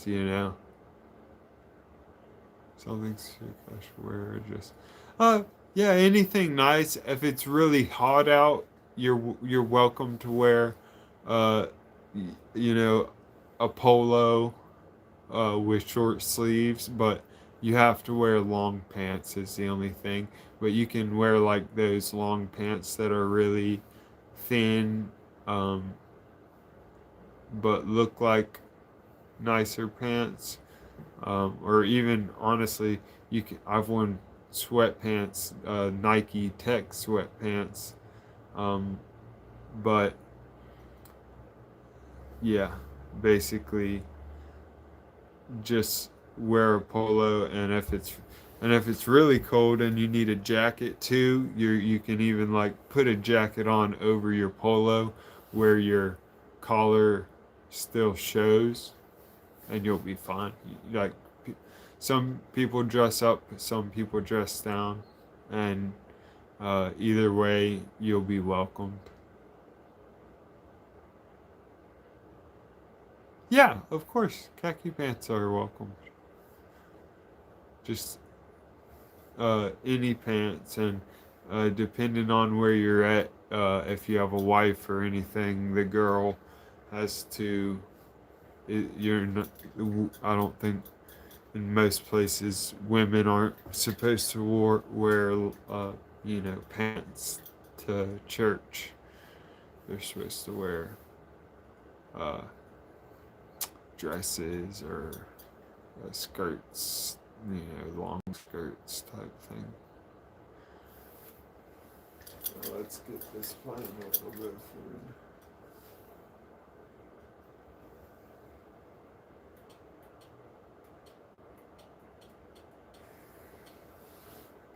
You're a cool dude. We'd probably be good friends if we met like randomly on the street or something. I follow this guy who calls exposing Catholic and Orthodox, and all of his arguments are so low tier, it's ridiculous. He'll be like, well, in the Bible it says never call a man anyone but Jesus father, or never call another man father, and you call y'all priests fathers, so y'all worshiping the devil. Like, do you even like understand what that meant in the Bible?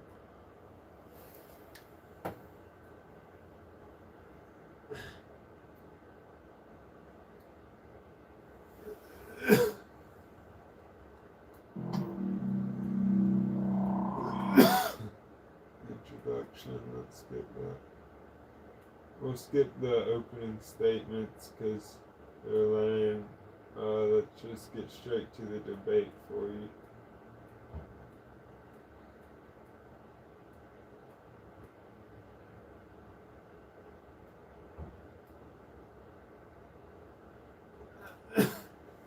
Resetting it to a standard time you can begin now. Yeah, the reason I didn't go into the But yeah, you question can about totally Matthew wear and khaki passages in pants. the book of John or Khaki Luke or whatever, pants is are that, all we don't good. disagree that there's apostolic succession from Peter, but I don't know if he's aware of it. Peter is actually called the father of 3 C's. In fact, you can read Pope St. Gregory the Great in his letter number 40, where he talks about the apostolic see being 3 chairs. So as late as Can you hear Gregory the Great this? in his day, Alright, is still I'm gonna calling turn it up. Rome, Antioch, and Alexandria the Petrine See. So nobody disagrees that Rome is first, and he cited Saint Irenaeus and against heresies, but he didn't tell you why Irenaeus says that it is given this honor and authority. He says it is doubly apostolic, Peter and Paul. Maybe he's not aware of the fact that by the time of Vatican I, they actually reject the position of the argumentation of St. Irenaeus that you cannot say that Rome has its supremacy because of Paul in any sense. So even though Paul is honored still in Rome because he was martyred there, the only reason that Rome has this supposed indefectibility, its universal jurisdiction and so forth, is supposedly because of a Petrine tradition and charism.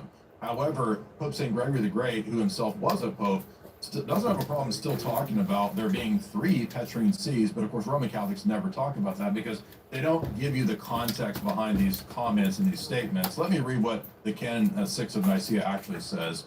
It says, "Let the ancient customs in Egypt, Libya, and Pentapolis prevail." Now, note the references to customs. There's no reference to a divine charism, to divine law. It's only to ancient customs. That in all of these, the Bishop of Alexandria has jurisdiction, since the like is customary for the Bishop of Rome. Likewise in Antioch and other provinces. He just assumed that Rome was a universal, and so it just doesn't really count. But the jurisdictions are being likened to Rome. And his argument is just that, well, but of course everybody knows that Rome was universal in its jurisdictions. Really? Because he's not aware of the fact that appellate structure in the Synod and Canons of Sardica actually prove our position. Because what Sardica says is not that the Roman bishop has the final say. Rather, they actually say that the Roman bishop could be appealed to, as well as other patriarchates and bishops can be appealed to and were appealed to, and he can order a retrial in that jurisdiction. It is the opposite of the Vatican I papal autocracy position. Allow me to read his own Vatican statement from the Chieti document, which he should have read. Over the centuries, many appeals were made to the Bishop of Rome from the East in disciplinary matters such as the deposition of a bishop. An attempt was made at Sardica in 343 to establish the rules for this procedure. Sardica was received at the Council of Trullo in 692, which his church rejects. The canons of Sardica determined that a bishop who has been condemned could appeal to the Bishop of Rome, and that in the latter, if he deemed appropriate, might order a retrial. Oh, that's not the autocratic Vatican I view that he was arguing for, that he hoped would be the kill shot. Rather, this could be conducted by the bishops in the province neighboring that person's bishop. Appeals regarding these matters were also, disciplinary matters, were also made to Constantinople and to other sees. Oh, dang. That's synodal. Athanasius and people who are in these situations. If you read the letters of St. Basil, as I mentioned earlier, he wasn't aware of the Meletian Schism. And as Denny notes in the chapter in Papalism, Constantinople I was called and closed outside of communion with Rome. And in fact, centuries later, Rome accepts Constantinople I retroactively. That's a problem for his position. But out of all this, I would remind him that he seems to not be aware of Pope Vigilius and the really strong case that we have there, as Ubi brought up to Ibarra, if you remember Ibarra saying, "I haven't found actually a good answer to that question yet, but I will come up with it eventually, maybe." Why is this? Why is Vigilius such a key point? Vigilius submitted to the Ecumenical Council after reversing his position 4 different times. So wait a minute, let me get this right. Vatican I, which says that the Roman bishop is the head of all the churches, has universal jurisdiction, even though his own Vatican documents, like the Chieti document, admit that the Roman bishop didn't have universal jurisdiction the first 1,000 years. Now, Vigilius has to submit to, and does submit to, the Ecumenical Council's judgment and being removed from the diptychs. That's a problem position for him and for Eric Ibarra. I don't have to prove every single specific to disprove Roman Catholicism. All I need is one dogmatic contradiction or one papal failure, such as Vigilius submitting to a council, which shows that Vatican I is false, that ecumenical councils are inferior to and always subordinate to the Pope to prove his position is false. Just like when he tried to cite other examples like, well, Orthodox don't have any position that's really consistent. Wait a minute, Lateran 649 condemned monothelitism and was intended by Pope Martin to be an ecumenical council, and yet it was not accepted as an ecumenical council. And there was another council that happened called Constantinople III, where they themselves decided to condemn the positions based on investigating the theology of St. Maximus. It's not Pope St. Martin that is the key deciding figure of Constantinople III, which, if the Vatican I papacy position were true, he would have already solved the issue. Rome is spoken, cases closed, supposedly, we're told, right? But he also doesn't seem to be aware that if you'd read on the history of Chalcedon, Rome is spoken, cases closed isn't actually because Leo is the standard and test of orthodoxy at Chalcedon. If you'd read any of the academic literature on it, he would know that even his Roman Catholic scholars admit that Cyril is the standard of orthodoxy at Chalcedon, and Leo is checked against Cyril by Chalcedon for many weeks, or excuse me, many days, investigating to see if the tome matches up to Leo. Now, I disproved his position by pointing out one dogmatic contradiction amongst many, which was that for centuries you had to believe in the temporal supremacy of the Roman bishop. You didn't have to believe it for centuries before that. And now we don't have to believe it anymore past Vatican II and the religious liberty and ecumenist pronouncements. That's a contradiction. All right, I'm going to give you an extra minute because he took an extra minute. Go ahead, Timothy. I'm going to reset the clock. Give you one moment to add an extra minute and reset. Okay, you have 6 minutes on the clock for your rebuttal. Go ahead. There's absolutely no dogmatic contradiction.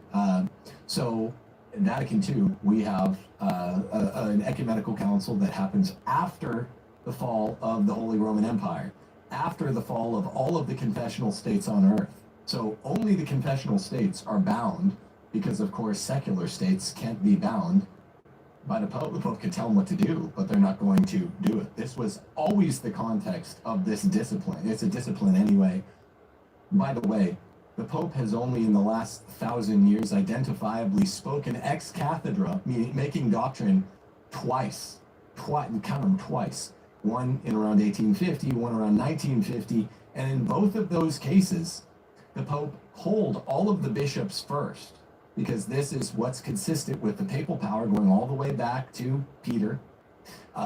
He polled to make sure that he did not make an ex cathedra statement in 1854 and then in 1951. The only two ex cathedra statements that would disprove the papacy by being wrong. He polled all of the bishops because there's collegial brethren, and then he named the third and the fourth Marian dogma ex cathedra. So Jay's always just skipping over the fact that the Pope is only infallible when he speaks ex cathedra. This is a most fundamental claim. And by the way, popes can be heretics, whether you're talking about Honorius or other problematic popes that were borderline heretics throughout the way. Most of the majority of Catholic scholars think that popes can actually be heretics. They just can't contradict themselves when they're speaking ex cathedra. And this would be really clear if Jay had read the Relatio of Bishop Gasser at Vatican I. It's very, very, very consistent with the collegial papacy of the previous 1800 years. Now, there are, I would say, in exegeting Matthew chapter 16, Luke 22, John 21, there are Eastern scholars, Theodore Studite, Abu Qara, who exegete exactly the way that we do. Antioch and Alexandria also succeed Peter, because Mark went on to Alexandria. Peter used to be at Antioch.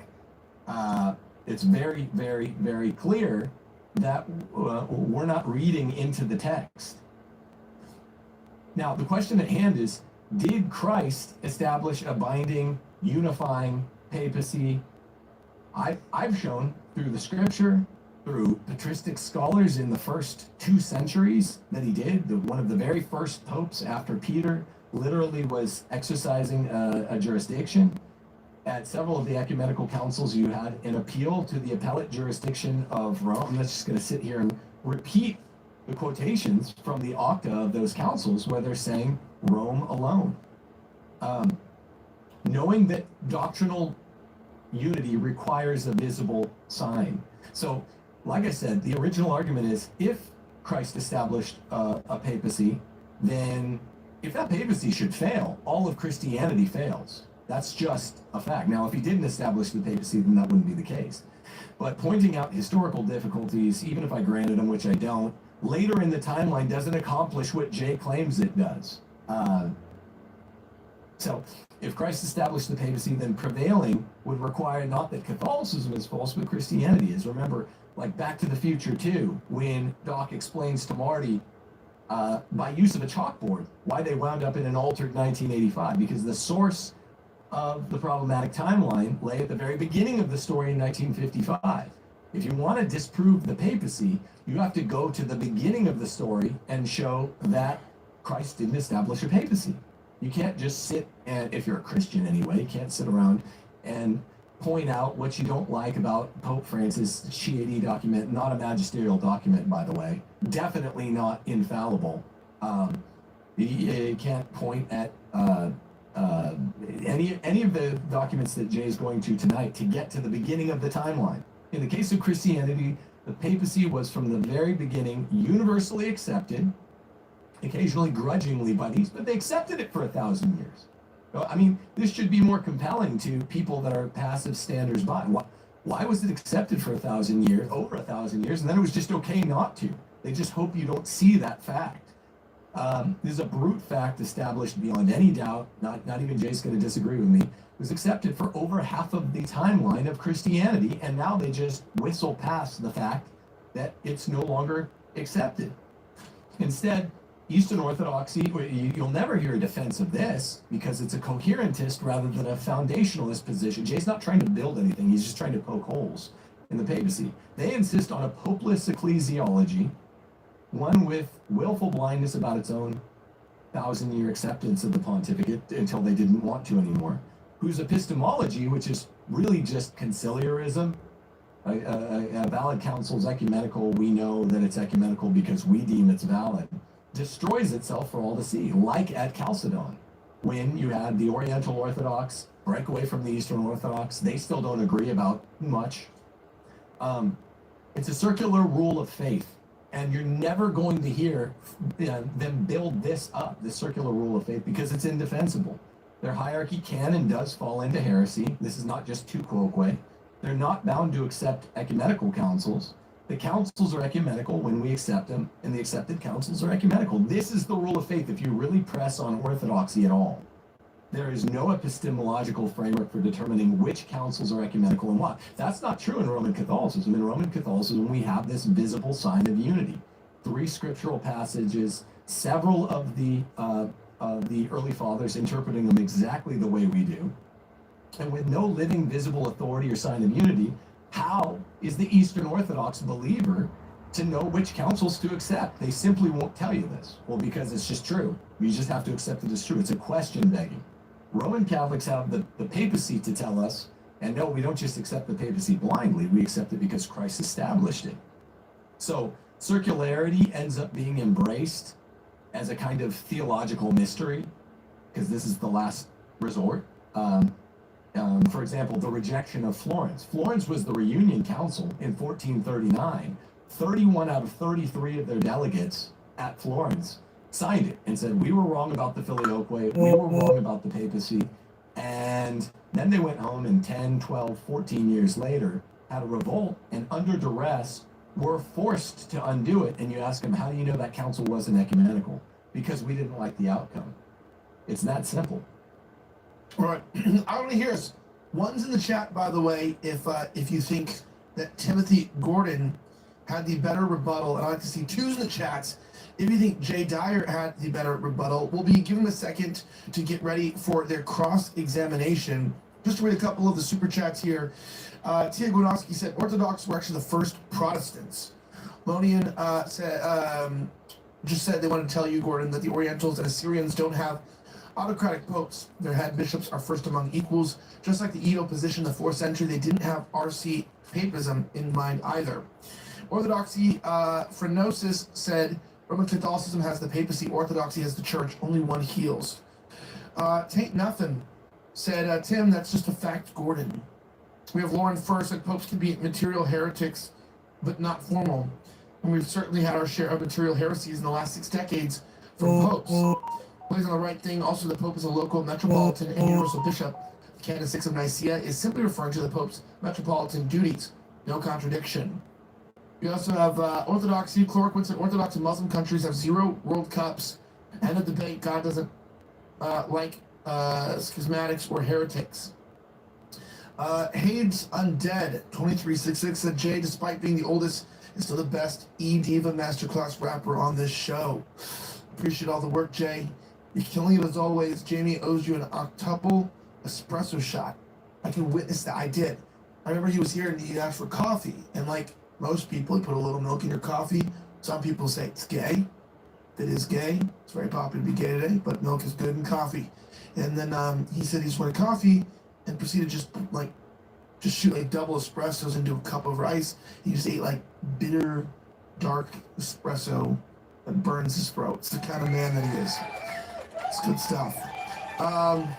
You should have seen the way his wife was looking at him. He's just down in that coffee. What a Chad.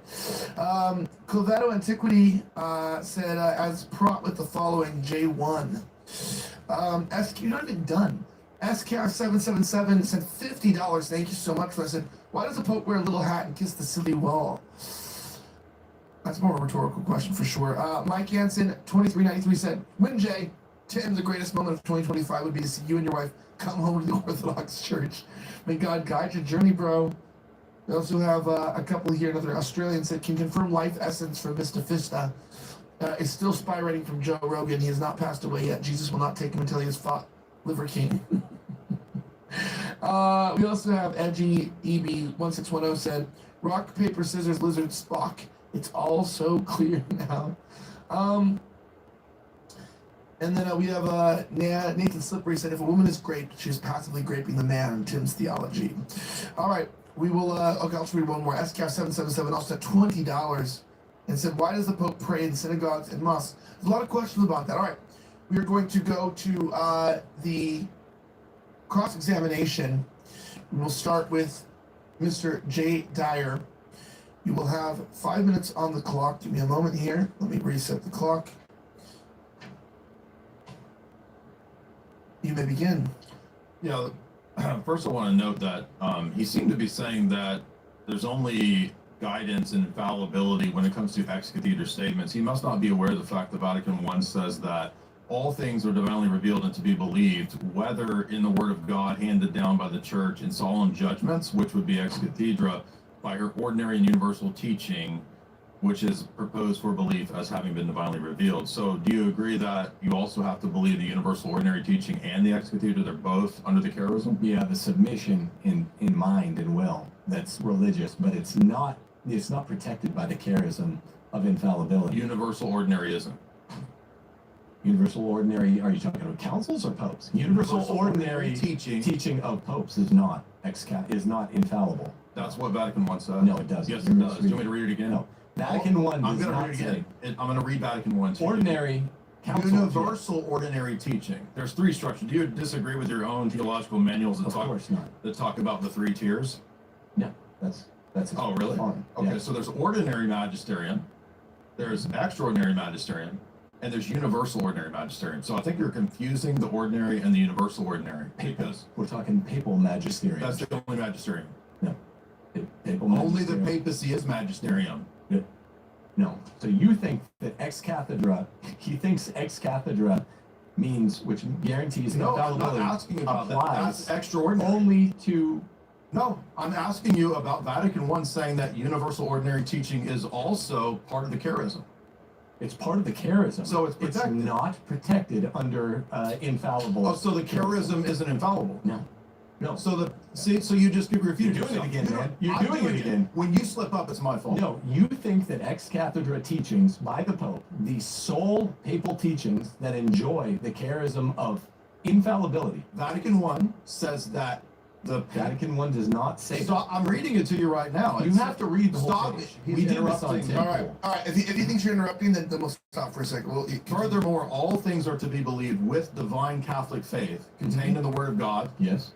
written or handed down, Yes. which the church, either by solemn judgment, that's ex cathedra. That's not ex cathedra. Yes, it is. No, it's a not. solemn judgment. A by the solemn church? judgment. It's religious submission in mind and will. No. Yes. You're misunderstanding. This is talking about ex cathedra or the universal ordinary magisterium as divinely revealed. That Both of applies them to bishops. Both of That them. applies Why to are you bishops talking about only. bishops? This is talking about the Roman sees two things that are protected by the charism: extraordinary and ex cathedra. You're wrong on this. Ordinary, you're just flat wrong. Ordinary and universal is all bishops, not just pope. You're wrong. You understand? You're straight up wrong. Your own manuals teach that there's It three. applies to the bishops at council. There's three. I know that. What are the three? What are the three? Read them to me. Well, I thought you knew. No, I do know. What are they? But you're trying to say Name that the ex three. cathedra that ex cathedra is not the only way that a pope can speak from the chair with the charism of Yeah, it's universal called protection. it's not. called universal ordinary magisterium, and it's not the ordinary magisterium. No, Yes, you're just your wrong. own manual You're say just it right wrong. here. You're lying. Show it to me. Ordinary magisterium is the regular teaching of the bishop. I'm not like. Can I see it? I'm going to read it to you. The ordinary teaching of the You're dead bishops. wrong. That's order. Tell me what ordinary magisterium is. You don't want them to see it? You don't want to see it. I want Can it. Yeah, can this you is give me? Tim Pool's situation. Yeah. So I can explain to you what these are. Ordinary magisterium, individual bishop, groupings of bishop, bishop of Rome. This is ordinary. This is not protected by I didn't say it ex-cathedra. was. Okay. Extraordinary There's magisterium. no ex cathedra protection. The It's called College the of Bishops Petrarcharism. issuing a solemn definition while Is gathered that in an protected? ecumenical Is council. it protected? Yes. That's what I'm arguing. That's the College of... No, you're talking about the Pope. I said that's not the Pope, that's The Pope bishop. has to- And you said Give me it's that. not the bishop. So It's hold not on. even. The Bishop It's of time- Rome it's time. issuing a solemn You're not- definition ex You know cathedra. that two of the He wants it three. back. He wants it back for Two Okay, of can I the read three. this one? Two of the Very three. tough. You're deflecting. Two of the three are protected by the charism. No. Yes, they are. One of them Councils One of them and can the err. Pope speaking. Councils are protected. The Pope speaking, but there's only one Universal- way that you speak All right. ex cathedra. Read the bottom one, Jay. Read the bottom one. The universal ordinary magisterium, according to Vatican I, is said to be. Ordinary's Pope. Stop interrupting me. There's two things that are protected by the charism of Peter, according to Vatican I: solemn judgments or her ordinary universal teaching. Both of these. Solemn judgments by Stop bishop. interrupting me. Yeah, Stop let's be quiet for a interrupting second. me. correction. It doesn't You're just say saying that. It's Let him finish the clear. statement. Let him finish the statement. Try to make a statement, and then we'll end. You have. I'm sorry, I'm not trying to interrupt you. Yes, you are. We're giving you an. Yes, we're you giving you are. 30 Because seconds. you can't handle this. Stop for a second. Go ahead and finish the last statement. You have 30 extra seconds. These two things, solemn judgments and the ordinary universal teaching, are divinely revealed and protected according to this. Oh, can I see it now? Can I rebut? No, you don't have to. rebuttal? He's burning out the time. All right. So now keep going. Just He doesn't want. I can explain it to you. Hold on. I don't need you to Hold on. explain it because I'm. Well, cross-examine me on it. Hey, The only statements by he's supposed to be asking me a I question. know. Well, he hasn't gotten a He question. made a mistake and he's trying to run denying from the it. universal magisterial teaching. No, I'm not. Yes, you are. Ex-cathedra statements are the only statements by popes in under Vatican I in Pastor Eternus. The only single one-off You didn't statements read by the whole. popes You didn't read the whole that document. have the You didn't charism. read You the- said otherwise. Universal You're screwed up, ordinary, man. universal ordinary magisterium, according to Vatican I, is also protected under the charism. I told you. Cannot err. Popes, ordinarily, Can it err? popes in their Can ordinary you- magisterium have to be followed I'm with asking religious you a submission. question. and He mind. doesn't answer questions. Okay, wait. He doesn't See, want we're to on process. time here. So ask the one question. Why and are you then not answer answering it. questions? What's the question? Answer the You know what question. the question was. Ask. You just Give him extra time. Yeah, thank you. Give him Ask extra the time. question. Yeah, ask the question. You screwed up. I didn't. Why did I screw up? Because there's only one infallible way a pope can speak No, there's something not. into dogma. That's Yes, not what. there is. That's not what the question was. What was I the question? said the only. Ask the question simply right now, and then he can't say that he didn't hear it, or he can't dodge it, and he'll answer it, and then we'll be fine. There you go. Go Vatican ahead. I teaches that there are two, which is two of this three, that are protected by the Petrine charism and by infallibility and by the Holy Spirit. One of them is ex cathedra. The other one is ordinary universal teaching. The thing, No, yes, councils. Councils. stop interrupting. I'm Let's citing ask the your question. freaking counsel, dude. You're reading it. All right. I'm Guys. reading it wrong when I read it literally. Okay. You're not understanding. No, you don't know your own documents because this isn't part of Pastor Attorney. This is a different. You don't know it. I do know it. Okay, let's switch this up because you don't want to do this. Tell me in the first. Is there an Stop infallible interrupting me. Stop. Why can you not answer the questions? You are literally the worst at this. Jay, this is really bad, man. You really got bad. yourself Tell into a me, hole, stop. and now you're trying to Wait, dig you out. want it? It's All right. not a hole. You won't. Well, you none of literally you guys want will this. listen. I cite it to you. Not your I- father, but ask the question. Don't interrupt him, and then answer simply. Here we go. Go ahead. Finish your statement, question, whatever you want to call it. Get it out. Don't say anything until he's done. Lisa, say I'm done when you're done, and then he'll come in and he'll respond. And don't interrupt him either. He'll say he's done when he's done. There's 3 levels. Okay. The level first that is and can err is ordinary teaching. That's basically bishops, groups of bishops, and even it's the bishop of Rome. The next level is the Byzantine universal ordinary magisterial teaching, defined as whenever the College of Bishops throughout the world issues a the Byzantine Slavonic rite. So basically, it is an Orthodox church. It's just another rite, which is they're all different rites. I go to a rokor, and this would be in communion with us. The Byzantine Slavonic rite is the liturgical tradition used primarily by the Russian Orthodox Church and other Slavic Eastern Church Orthodox churches, which is crazy. You actually probably you may celebrate an older style tradition than my church, which is crazy because mine's Russian Orthodox outside Russia. Yours will be like real Russian shit. Primarily by the Russian Orthodox Church.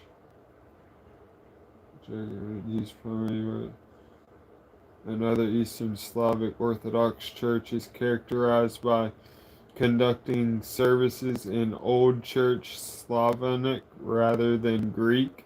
So you'll get to hear it in an ancient language there. That's super cool. Super cool. You'll get to hear it in an ancient language not spoken anymore, Slavonic, which is the ancient Russian language, rather than Greek. It follows the Byzantine liturgical structure, including the Divine Liturgy of St. John Chrysostom, but with specific, often more extensive Slavic musical and ritual traditions. So yeah, that's one of the. I wish I could go to that church. You happen to be in an awesome spot for great churches, because that is like probably a super base church. And yes, that would be Orthodox.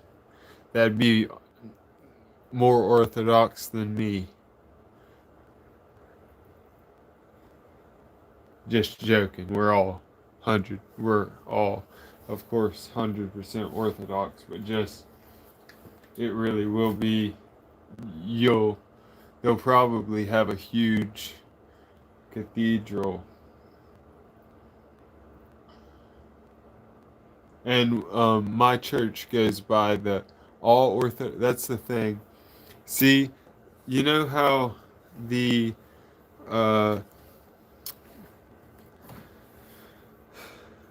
Papists or Romans say that to show that we're one church, we all have to be united to the head.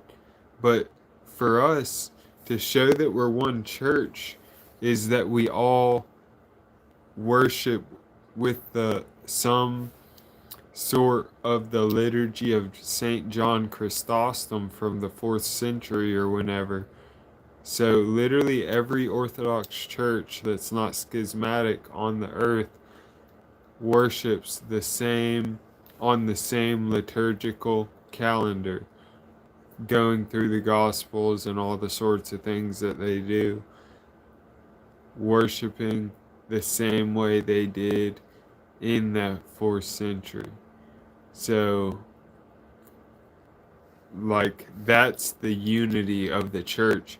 We're all worshiping at the same time in this same exact way with slight cultural differences. Say, some say it in Greek, some say it in even Latin. There's Western rites. Some say it in Slavic or whatever that was. Some say it in Russian. Some say it in Serbian. Some, it just has to do with their culture.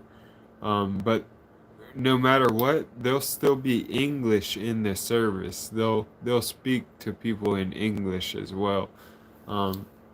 But as far as the holy tradition, that's the worship.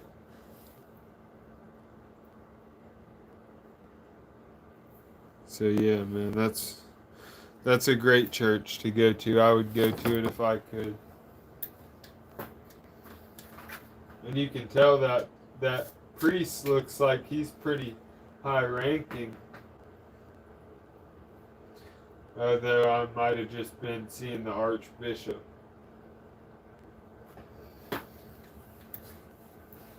You still in here, bud?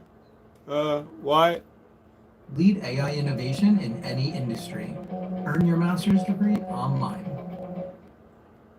It's sports season, and our dog's part of the routine, whether we're watching the game or playing outside. These are people-inspired.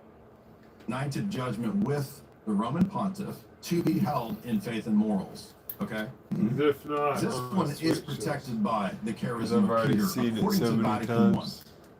Which one? Deal. I'll go The back to F-35B teamed up with the Okay, you also forget the fact that they have a bunch of money now. They're making more money than before. Yes, their infrastructure is getting destroyed, but they manufacture all their weapons in-house. Okay? When you manufacture all your weapons in-house, that significantly decreases the headache and the supply lines needed to continue to wage war. They make everything themselves. So, what is this guy talking about? Like, really? So, anyway. A-10, they're out there and they're ready to suppress any attempt to reinforce that island from the IRGC, and they would light up the IRGC fast attack craft that would be coming in to try to close the corridors that would allow more amphibious assault ships and more Marines to actually take the island.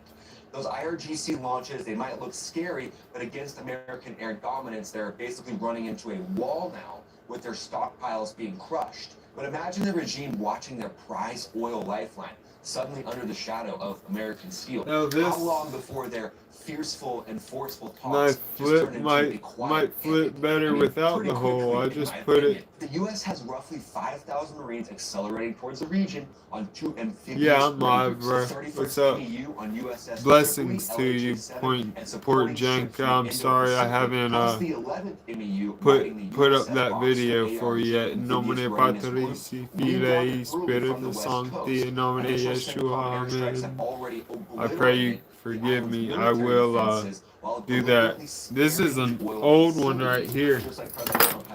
This is a old Port Janka right here. 3,000 paratroopers, and they're on heightened alert with flight data showing all it is a sheet, ready to reinforce Marines if needed to secure the entire island. To make socks out of, ghetto socks. Rattle the energy markets and hopefully not spike oil prices through the roof again, while still denying Iran its main cash cow. Because if you can keep oil flowing to China and then Iran doesn't get any of that nice little royalty, yeah, those got used for other shit after being old. So that could lead to protecting U.S. interests. So this is I like spinning this like, knife is pretty good. Sometimes I cut myself up though. Like, this is brain dead fucking analysis. Like, what is this guy talking about, bro? Like, dude, just stick to, talking about B-52 bombers, man. Like, this ain't for everybody, man. This really ain't for everybody. You just can't take anybody seriously. But I'm trying to saw this out more so my finger fits better in this. I can do it in this too. By the way, even his own fans said, yo, is it true that we got dragged into there by the Israelis? And bro's like, no. Alright. Okay. But it's not as good a position. So, by keeping it. Oh, for those of you that are joining from YouTube, welcome. We are going to be breaking down some content from some pro-Israel, pro-war perspectives. Okay, and we're going to just debunk them in real time like we've been doing with this guy. You guys came at the perfect time. Energy flowing across the globe while denying that cash flow to the IRGC and allowing freedom of JHG Studios, thank you so much. New Renaissance, appreciate you. Drama 58, shout out to you as well. navigation through the Strait of Hormuz. The F-35B teamed up with A-10s, teamed up with U.S. assets that are in the area already, like F-15Es and F-16s. Those would be the silent guardians, making all of this feasible by owning the airspace above that tiny but critical island. With Iran's threats now kind of being exposed as hollow, but again, they have been able to close. Okay, so what are you going to do when they start sending thousands of drones into the island? What are you going to do?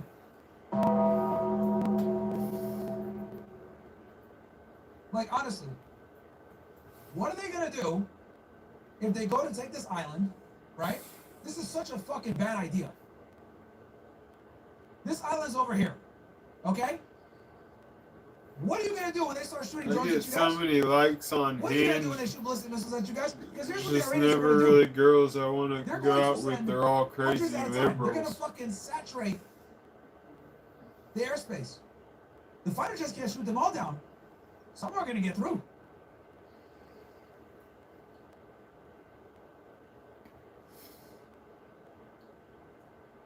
And they got cluster munitions, which means missile goes up, comes back down. Hey guys, guess what? Yeah, All so this close is they running bring on that my to the Wi-Fi Like, for the house. they got cluster And it points, like, it literally comes reaches out, all the and then way it spreads into, out like, here 100 to fucking my little bombs. shed, which is far. Like, does this guy not understand the geography here? How this makes no sense? Parts of the Straits of Hormuz to U.S. oil tankers, so they're not nothing. Never discount the enemy. But wait until you see it. You guys already did. And that's why we're in this fucking quagmire right now. Because your dumbass is talking about B-52s all day. Literally. We're in this quagmire because of our military hubris thinking, B-52s, B-52s, F-22s, F-35s, air superiority. That is why we're in this position. We are literally in this position because we did just what you said not to do, which is underestimate our enemy, you fucking dumbass. Incredible. Incredible. Like, this is unwatchable for me. Chat, on a scale of 1 to 10, I want you guys' honest opinion. How frustrating is this watching? How frustrating is this for you guys watching? And I want you to be honest. I don't want you to 10 out of 10, dude. No. I want you guys to give me a measured response, okay? Because, like, let me give you all let me give you guys a parameter. 5 is I'm annoyed. 6 is this is really annoying. 7 is like, okay, I want to punch a wall. 8 is you actually are punching the wall, okay? And then 9 and 10 is like rage, okay? So I had some Hinge hookups. Yeah, well, I'm part German, brother.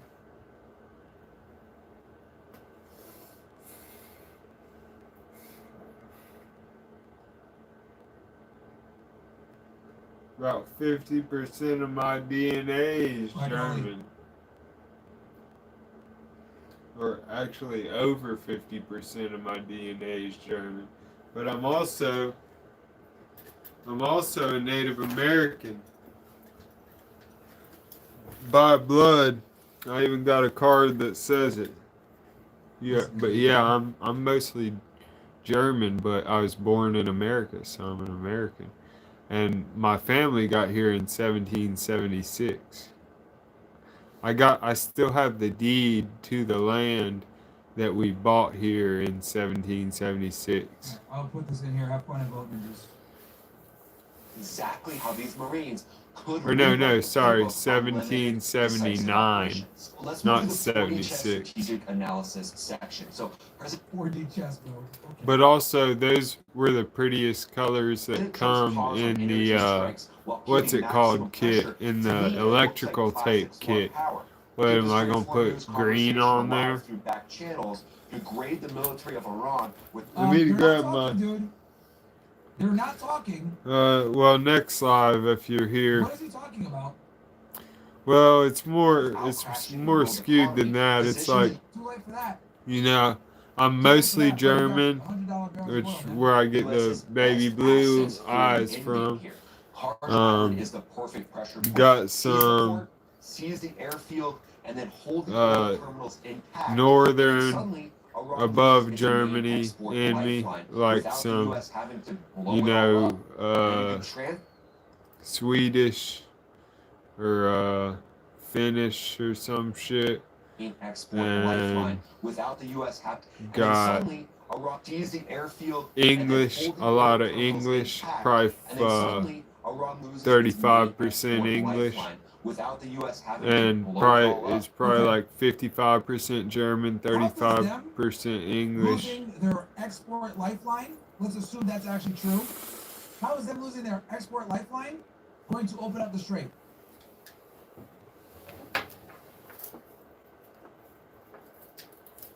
And then a little Irish in there to fill me up.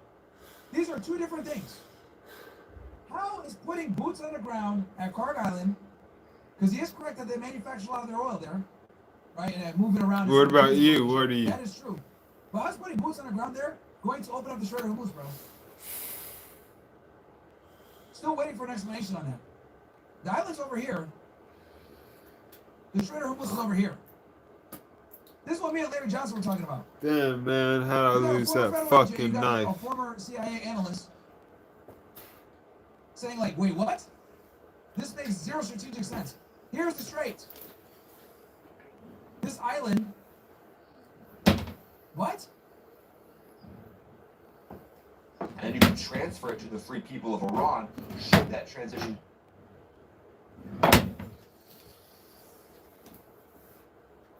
happen and a full revolution takes place, which it looks like that is still a possibility. If it can happen and a full revolution takes place, which it looks like that is still a possibility. The F-35B, though, to me, it's like the quarterback here.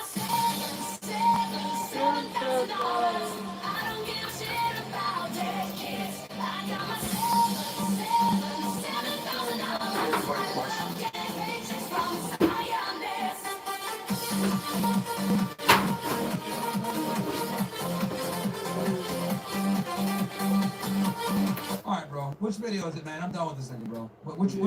Guys, which video was it that y'all wanted me to react to? Which one? A couple of you guys said you wanted me to compare, to break down their shit.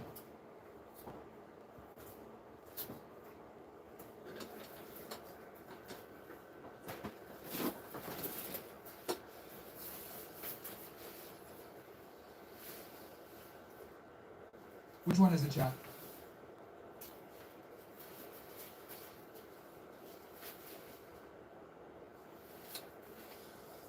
Well, you know what? A lot of you guys are saying, like, are rage. Here, there's a reason why I asked that question. The reason why I asked that question is because the fact that you guys are mad was my whole goal. Let me explain why. You can only be mad at the Hezbollah if you know what's actually going on. So pat on the back to all you guys. I fucking love you guys. I'm glad that I was able to. Now you guys, every single one of you guys in this chat, and I want to give you guys all a fucking pat on the back here, and I'm gonna tell you why, right? Like I gotta give you guys a fucking round of applause.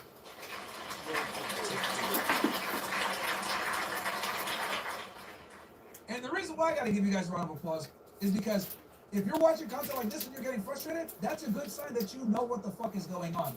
You have officially become in the 1 percentile of Americans that understands what the fuck is really going on with this war. And the fact that I might have had a big role in teaching you, or a small role, or a medium role, that's relevant. You know what's up, and that was my goal from the beginning. So, the more of you that are mad and annoyed, means I'm doing my job right, because you guys know what it is. A normie will watch this and be like, meanwhile, you guys are like, what the fuck is it? What? You want to throw your laptop? That tells me how smart you are. So, shout out to you. All right, let's go to PBD now. Which video do you guys want from him? Would you consider Polish Kick? Polish Slavic? I don't have the YouTube channel. I mean, you guys are on screen, but I don't have the. I mean, I've never gotten a DNA test or anything. Would you consider like Polish Slavic? Because I do have a little Polish. Yeah, so I guess I have a little Slavic in me. Guys, March 26th, this Thursday, we're cooking. March 26th, this Thursday. Maybe I have more than I thought. Why do I look Slavic? Well, one sec. Give me 1 sec. I'm gonna grab my wallet to show you my Native American part, and then my mom knows that her family came over from Germany, and my dad's family came over from England, but they were businessmen that our last name's Herring, so they might have been like selling fish between the different islands, or between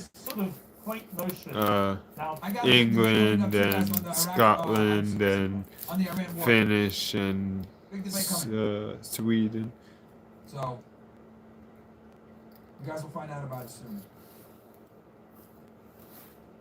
But I know that being peddled by people in the mainstream media that my dad, a lot of basically a lot of the girls my dad's side married were German, all the way down. So I ended up being pretty German. But I mean, lots of people listen to shows they don't necessarily agree completely. But you can also know through again, to say, look, I mean, Pierce, if you look at looks and bio data can tell you a little bit. Oh damn it! I shouldn't have ate that. I had chocolate. That's against my. That's a crazy name, bro. These North Korea numbers, actually, in fact, I think it was better than Kim Jong-un did in his last election, 100% of MAGA. But what does that really mean? I mean, the truth is, Pierce, you kind of nailed it here in your opening, right?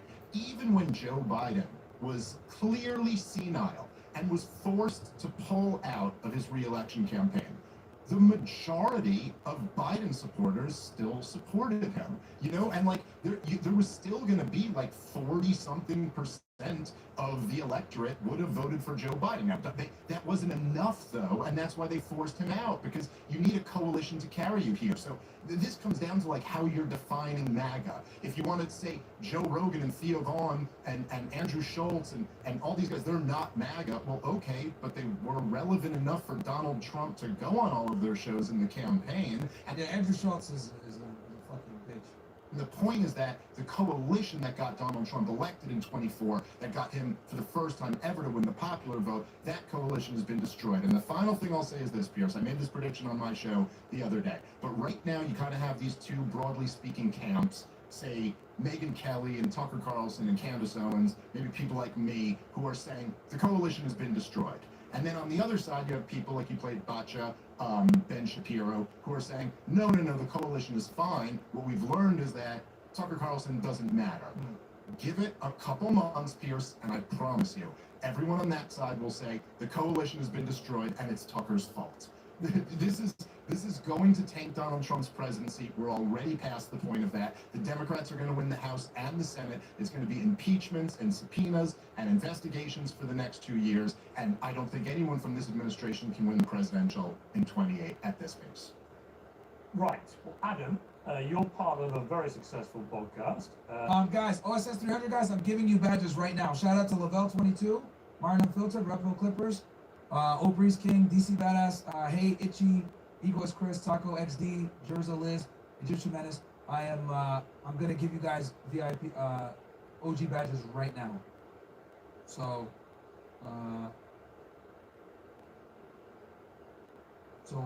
One Chef just gave it to me, so I got y'all right now. Patrick Ben David's been a regular on this show. Shout out to One Chest for giving me the list. as have other members of your great team.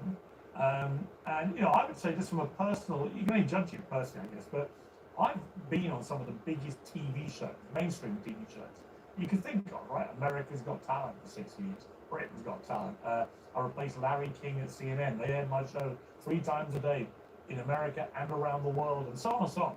And what's been fascinating to me in the last couple of years is I get more people come up to me in the street, wherever I am, whether it's New York, LA, London, Sydney, the Middle East, whatever. More people come up, and they're a bit younger than came up when I did any of those shows. And they're all coming up about my YouTube show, and they're all watching it avidly, and they're watching other shows like yours, like Dave's, Tucker, because they talked to me about all this. I had 2 guys last week from Denmark, 19 I think they were, stopped me in the street in West London. Passionate viewers of Uncensored.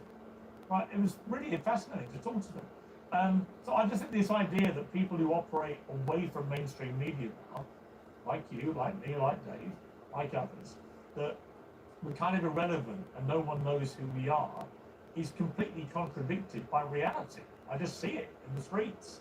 So yeah, when I was walking around with Louis, not one person stopped him, dude. Not one person stopped Louis when I was walking around with him. But I got stopped 1,000,000 times.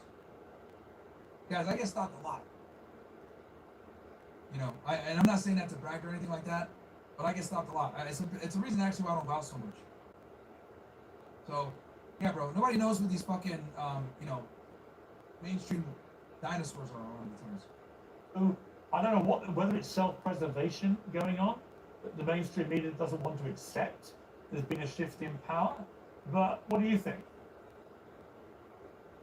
So we're talking about the mainstream media, so how much trust do you have in the mainstream media? But so let me answer that. So number one, Pierre, it's great to be with you. Dave, good to see you. It's been a little while. Thank you for dressing up, Dave.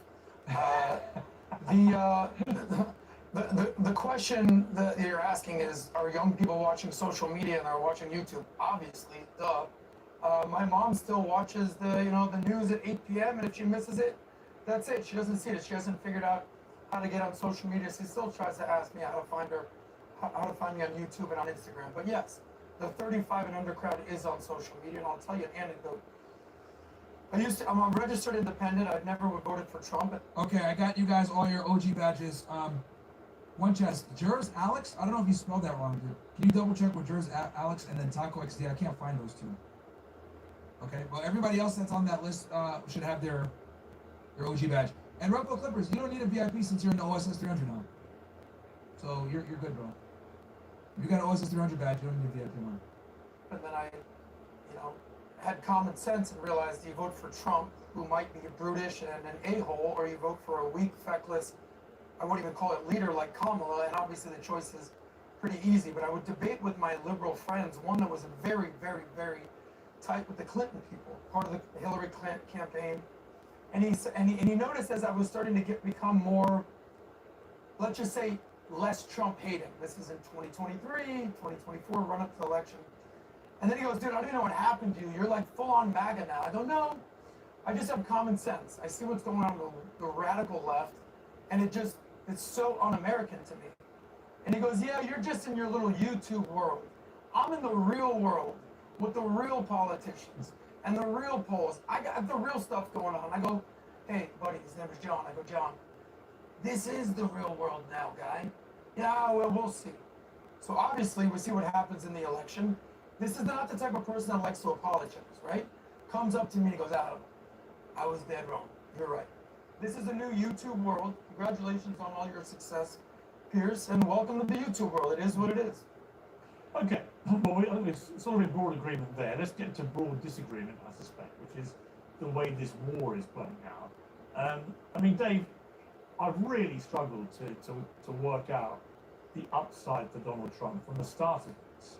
Doing this so close to the midterms, doing exactly what he said he wouldn't do, which was he was going to stop, attacking Middle Eastern countries. It was all going to be America first, a premium on sorting out American problems in America. And there's something he launches a war on one of the biggest countries in the Middle East, certainly one of the best armed. And all hell has broken loose, not least to the global economy, which is inevitably going to have, and already is having, a very detrimental effect on living standards for average Americans. If I'm an American and voting for Trump, I'm like, I don't get this. You know, I might in a poll say I get it, but I don't think I really get it. Yeah, and okay, interesting.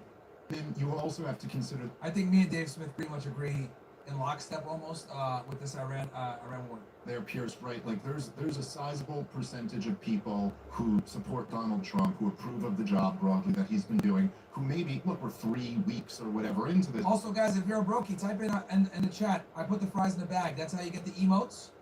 Okay. You want the emotes? We got a bunch of funny ones. We got Brown Clown, fries in the bag. Shout out to Josie, just made a bunch of them. They're hilarious. They're all for subscribers only. I don't have any badges for non-subscribers because, yeah, fuck you, brokies.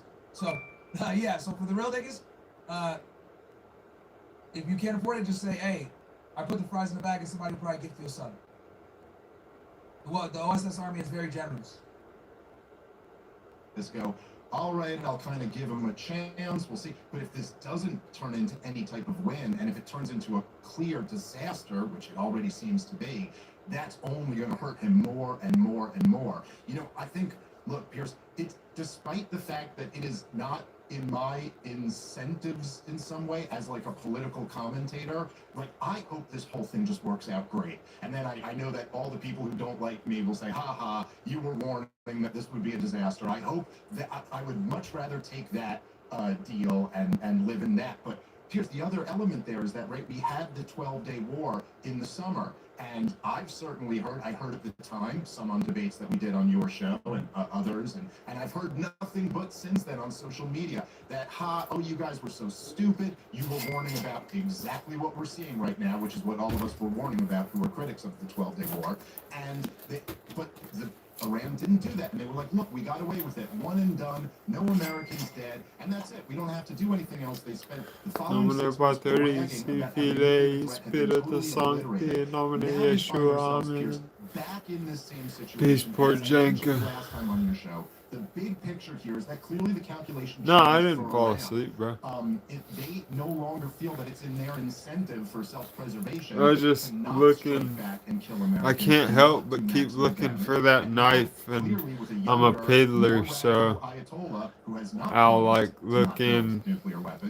I'll go looking for my wallet and then start looking for my knife too, and try and be fast, but sorry, that's just who I am. Beginning of this war, Donald Trump said this was a full regime change war and called but at least you always got overthrow the government. And the people did rise up, Pierce, in support of the Ayatollah and in support of this regime. I know you saw some of those aerial shots. There must have been hundreds of thousands of people out in the streets in Tehran, in the most liberal part of the country, supporting the regime. So I'm sorry, at this point, this just looks like a catastrophe. And the best we can hope for at this point is that it's that's involved in this. What can you do?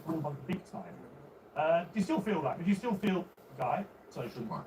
Yeah, 3 weeks in, we're already there. Right. So, Adam, you've had a little spat with Dave on social media. When he called it an illegal war of aggression on X, you said, come on, Guy, read the room. Dave responded, let's not pretend you read, Adam. To which you replied, I'm able to read scoreboards. You are losing big time. Do you still feel that? Do you still feel that, because I would argue that the scoreboards militarily absolutely would show that the United States and Israeli combined forces have inflicted enormous damage on Iran's military capabilities. That's inarguable. However, what I don't think has been properly factored in by the American administration is the ability of Iran to wage economic war in parallel with the military. And that by controlling the Straits of Hormuz and by attacking as they have done their neighboring Gulf states. Hey, Storm, thank you so much for that. Julius, thank you so much.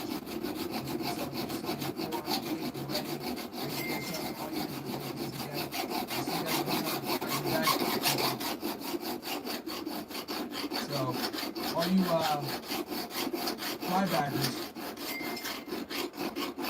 you'll give plus an argument. They've managed to freak everybody out, and they think to go to the market. And this is incredibly damaging to Donald Trump because every day that Strait of Hormuz is shut, then you will see the impact of these numbers coming from the US economy, not the global economy, but the US economy. You know, when fertilizer, the impact of that being stopped comes through in a couple of months' time. It takes a while to cut through to the actual people of America, but it will, and when it does, it's going to be very damaging. Do you not think that as the longer this goes on, the more of a miscalculation will be made here? Look, I'm not saying Trump is the all-being bad guy. I'm the guy that was like, yeah, I'm not so sure about this Trump guy. You know what? Oh, I got the fake news. Oh, Russia.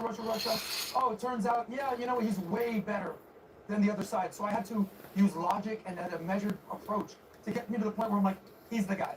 So I'll ask you another question. Let's say Trump wasn't here. Yeah. What's Kamala doing? Back I know, for a I bit. think Kamala Harris would have been Trying to open this hole up just a little Yeah, more. we all know that Kamala, we can't have a woman in office. I think we can all agree on that. Even the Zionists, the pro-Zionist people, you know, would agree on that. Well, actually, they know that. And I've always said with Trump, I think I find myself agreeing with some of the things he does and disagreeing with others, which I think is the right way to deal with Trump. I think if you just judge him on what comes out of his mouth, like with anything. You're not going to agree with everybody and disagree with that. Right. Yeah, So, and look, when I came on the BBD podcast, I loved it because we disagree about stuff, and you guys come on, we disagree, we agree. Hey guys, do me a favor on YouTube, smash that like button, guys. I'm back on here for y'all. We're gonna move you niggas over to Kip, man, very soon to the dark side. We're literally just farming YouTube because it's the worst platform ever. So, Kip is way better. No ads, by the way. You don't need YouTube Red to watch it on Kip. You have to see the fucking chat. We have a full ad, nor should anybody, right? But on We the should specific go tool back about it, to I did say on day one. Orthodox stuff, more Christian stuff for you.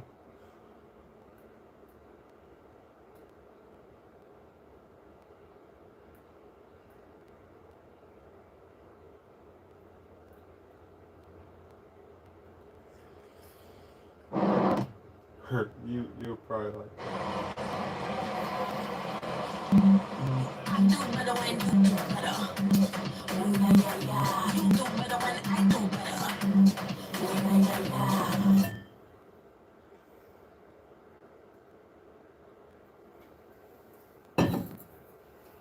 One bag, infinite possibilities. Kate Spade. What have I waited my whole life to do? To leave my diagnosis behind. Hopefully have sex. Be a virgin. Hey, what's up, Jay? Hey, how are you? We are good. We are out here in LA doing the rounds, and today ended up being a pleasant surprise. I had actually a lot of fun debating that dude. Oh, dude, it was so much fun. I was laughing my ass off the entire time. Well, let me ask you a few questions because I got you on the horn about the debate. How did this come to be? Well, I think that originally the Digital Social Hour podcast. Says in Romans 9:4, who are Israelites to pertain. Pertain means so they own adoption, glory, covenant. I'm gonna answer. You're just yapping. Okay, yeah, Cat, let him answer. Go ahead. Yeah. So in Romans 11, stop yapping and let me answer your dumbass question. In Romans 11, he says, see, he won't shut up. So this has. I know you're not talking about somebody shutting up. I know you're not talking. All right, Cap. I think it's fair now, Cap. I think it's fair. Y'all both had it. Cap. Stop interrupting people in interrogations. That's right, but you crying about it. Cap. Come on. Let's yield the floor. You asked him a question, Cap. Let him answer. Go ahead. Romans 11, Paul says, I do not desire that you would be ignorant of this mystery, lest you be wise in your own opinion. The language happened to Israel until the fullness of the Gentiles comes in. What verse you reading? Romans 11:25. Until the fullness of the Gentiles comes in. You said Romans 11:25 you're reading, right? So now, the word Gentile, because I want everybody to know he did not answer my question. I told him to show me Gentile. Do we agree Gentile means nation? Yes or no? It's a general term. It can refer to a specific proper nation, or it can refer to all nations. I know that grammar's hard. I know grammar's hard for you. Can it refer to Israelites as well? It can be proper or it can be general. Can it refer to Israelites as well? the word nation could refer to any nation, including Israel. That's not what I asked you. Thank you. So Including Israel. Thank you. So when we see the word Gentile, we can't make that mean a non-Israelite or an Israelite. In this passage, it's contrasting. You have to look at. Would you also contrasting Israelite and Gentile? Would you also agree that context would let us know what Gentile Yeah, means? because you didn't know the context of 9 to 11. I Because do know- 11 I talks do about know the that- I do Gentiles. know- So what's yours? Well, I believe the Christian worldview, and I would defend that. And now explain it. But it's coherent, it's consistent. Right, how? Well, if you don't have that worldview, you are immediately caught in a bunch of contradictions. Like what? Like picking and choosing. Like what? Like picking and choosing, well, I'll believe this thing, and then I won't believe this thing. That wouldn't be consistent. What things are contradictory? What are you talking about? Well, to say that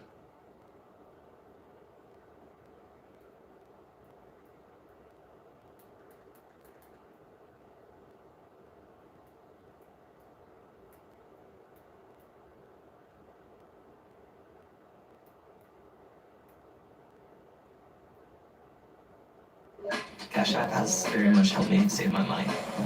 So when I need it, it's just there.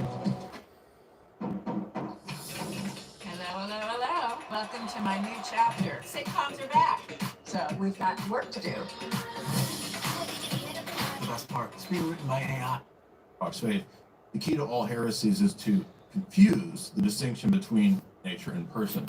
For the Orthodox Church, that distinction is as, quote, real or as strong as the distinction between the persons themselves. So while in Tim's philosophy he would agree that the Father and the Son are really distinct, that real distinction is somehow not applicable to anything else in the triad, be it God's attributes, operations, or the distinction between nature and person itself, which is conceived of as only mental or volitional in Thomistic philosophy. And I would argue that in Roman Catholic theology that holds as well, because the Fourth Lateran Council accepts the Peter Lombard definition of what simplicity is, known as identity thesis. This is Denzinger 432, that person and essence are essentially identical, but they're only mentally or rationally distinct. Thus, God is his essence. So notice, for them, God is first and foremost essence. But the Orthodox position is very different, and Maximus goes on to describe the way that we do speak of God in positive cataphatic categories, and that is because the energies are positive and known to us. Those energies are his operations. Where does this come from? Is this something that the medieval Byzantines made up? They just came up with this idea that energies are these things that God has that are other than him, and they're these other deities, these polytheistic parts of God. Absolutely not. In fact, we would argue that the only way to have divine simplicity consistently is to adhere to the divine simplicity of God, yes, but also that his operations are really there and really different from him. How do I know that? The Cappadocians made a classic analogy for how this is the case by looking at the difference between a man, his nature, and the work of nature and the product of one nature. of these. Allow me to quote St. John too. Damascus briefly here. I'll show you what they look that like specific before they're distinction. wrapped. John Damascus says that observe that energy, capacity of energy, and product of energy, and the agent of the energy are all different. For the Orthodox Church, we call these things the difference between nature, person, will, essence, and operation or energy, and the effect of that energy. Energy is the efficient and essential activity of the nature. So notice, that's the first statement from John Damascus. Here's The my same statement is made by Choctaw ID. St. Maximus in his Ad Thalassios 63. He says that God's supernatural energy is the identical energy that the Father, the Son, and the Spirit possess, that also the saints are deified by. St. Gregory of Nyssa says, and against Eunomius too, the common nature is identified by common energy. St. Gregory of Nyssa says again, the essential and visible God becomes visible by his energies. He is not visible in his essence, but in some of his operations. And to quote St. Cyril of Alexandria, things with the same Choctaw energy Nation, are acknowledged to be of the Oklahoma, same baby. essence. So energy proceeds from essence and is the proper signifier and work I or need operation to of that nature or check essence. out what Natures don't operate. benefits I can Persons get. with natures operate. And this is why for John Damascus, in Book 3, Section 15, there It are says, two wills, if you two can't energies, read it. but one divine hypostasis working in and through those two wills and those two energies.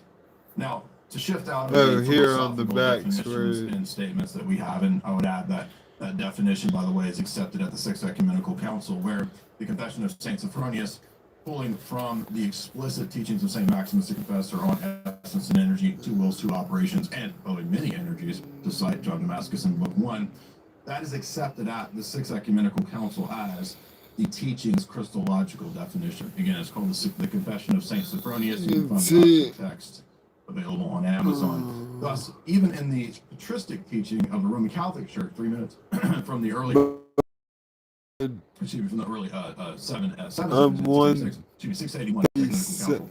I read it. Y'all can't really see it. This of Oklahoma, federally recognized. That is the body, blood, soul, and divinity present in of Christ in the Eucharist. 132nd degree of Indian blood of the Choctaw Nation of Oklahoma tribe. So I also have a little Cherokee in me, but they're a lot harder to get into. So count our blessings and hope I get something for being Choctaw. And blood of some man, but the deified flesh of the God-man, made divine not by the divine essence, but by his uncreated energy and immortality. So St.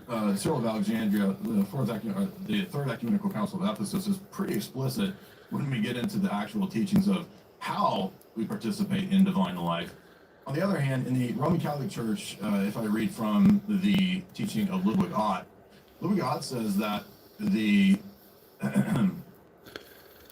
grace that we receive in the Roman Catholic Church, in their belief, sanctifying grace is a created supernatural gift, really distinct from God. In other words, the very thing that you are participating in, which, by the way, number 1 says is a creation. Point number 5 says is a participation in the divine nature. I'm pretty sure the divine nature isn't a creature, so I don't know how we participate in God if the thing that we're participating in is a quote created. This is the created grace part. Again, I told you about. A famous Roman Catholic dogmatic manual.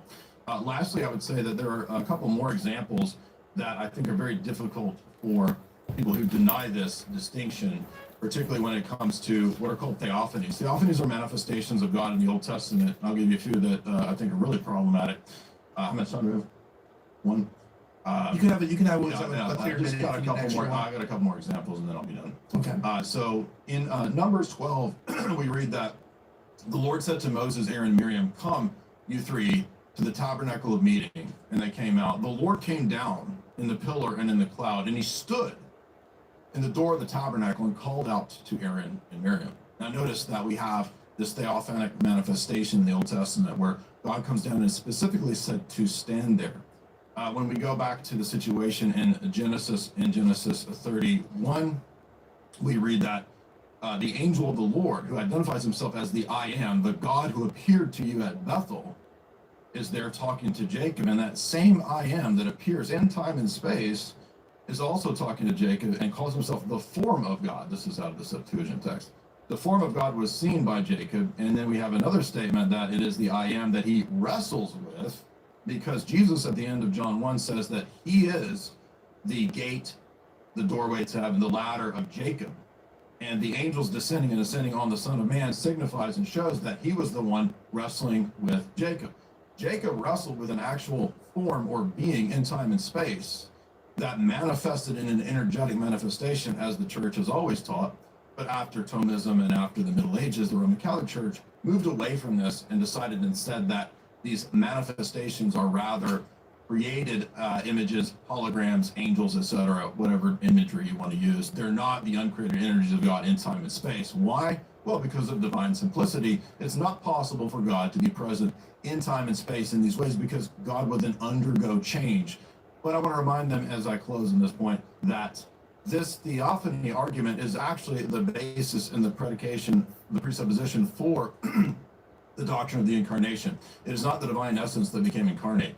It is the second person who, according to Philippians 2, willfully limited himself to step into time and space in a mode of being that the Father and the Son did not enter into. So the reductionist actus purus position will undercut not just theophanies and the real manifestations of the glory of God in time and space. Leviticus 9 says that the glory of God that appeared, God's glory is under a creature, John 17. Thus, this refutes the Roman Catholic simplicity position. And just to clarify, so thank you for that. Since you guys do have a bit of a rigid structure, do you prefer to do an opening statement and then do rebuttals after? Or do you want to rebuttal him and then do an opening statement? I'll do opening statement. Okay, let's go ahead and so representing the Catholic side, if you're just joining the stream, shout out as well to in the chat. Crucible Andrews said $100 super chat. We're not gonna do weird sound effects for this. We'll keep it very, very serious to the point. But he also said thank you, Andrew, for that. He said Andrew Wilson here. Thank you very much for hosting this. And Andrew's Orthodox, correct? I think correct. So that's cool that you're tuning. I appreciate it. I saw your wife there too. So go ahead, Timothy. Your opening statement. You have 10 minutes, give or take. Since he took an extra 2 minutes, we'll give you 2 if you need. You have 12 minutes on the clock.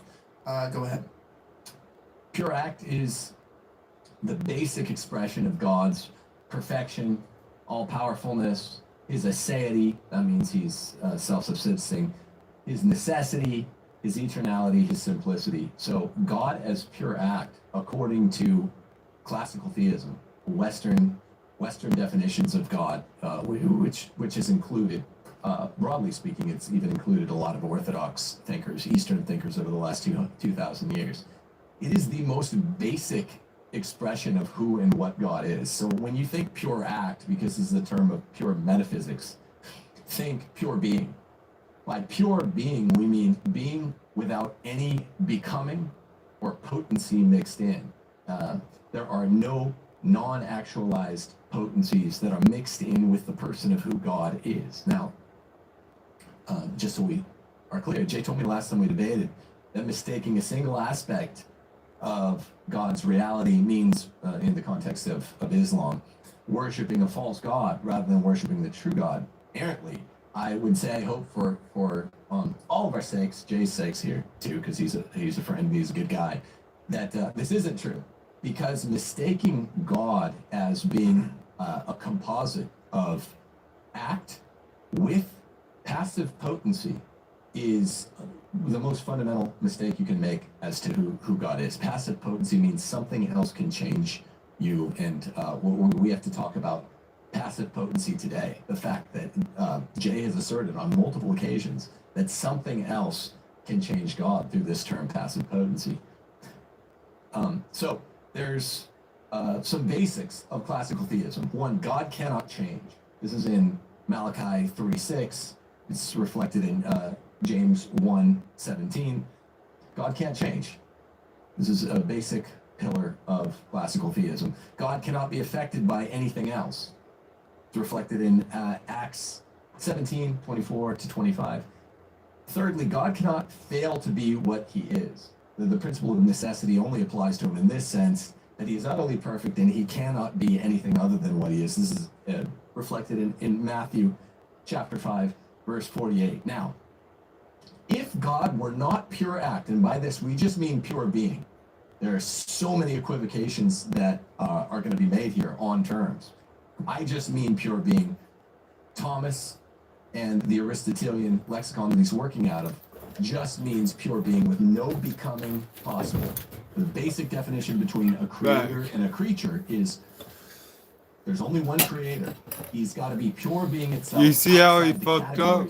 Of time and space. Did you see how the Catholic guy messed up on the created potency, grace? Form, matter, substance, and accidents? There are 7 modes of composition, and anything inside the categories that was created by God has to be a creature who is a composite of these things. But God has to be immutable, meaning he cannot change. He cannot change because he's outside the categories. He must be eternal. Nicaea actually anathematizes anyone who says that he's anything other than eternal, meaning there's no change in God, meaning God cannot exist prior to X and after X. That would earn one the anathematizations of Nicaea. He can't be composite, and if God were mixed in the way that Jay is saying, act with potency in any manner, he would be composite. I mean, there's a composer behind God, because one would have to be composed of their parts by some posterior principle, and that composer itself would be God, not God. So this is why he has to be simple.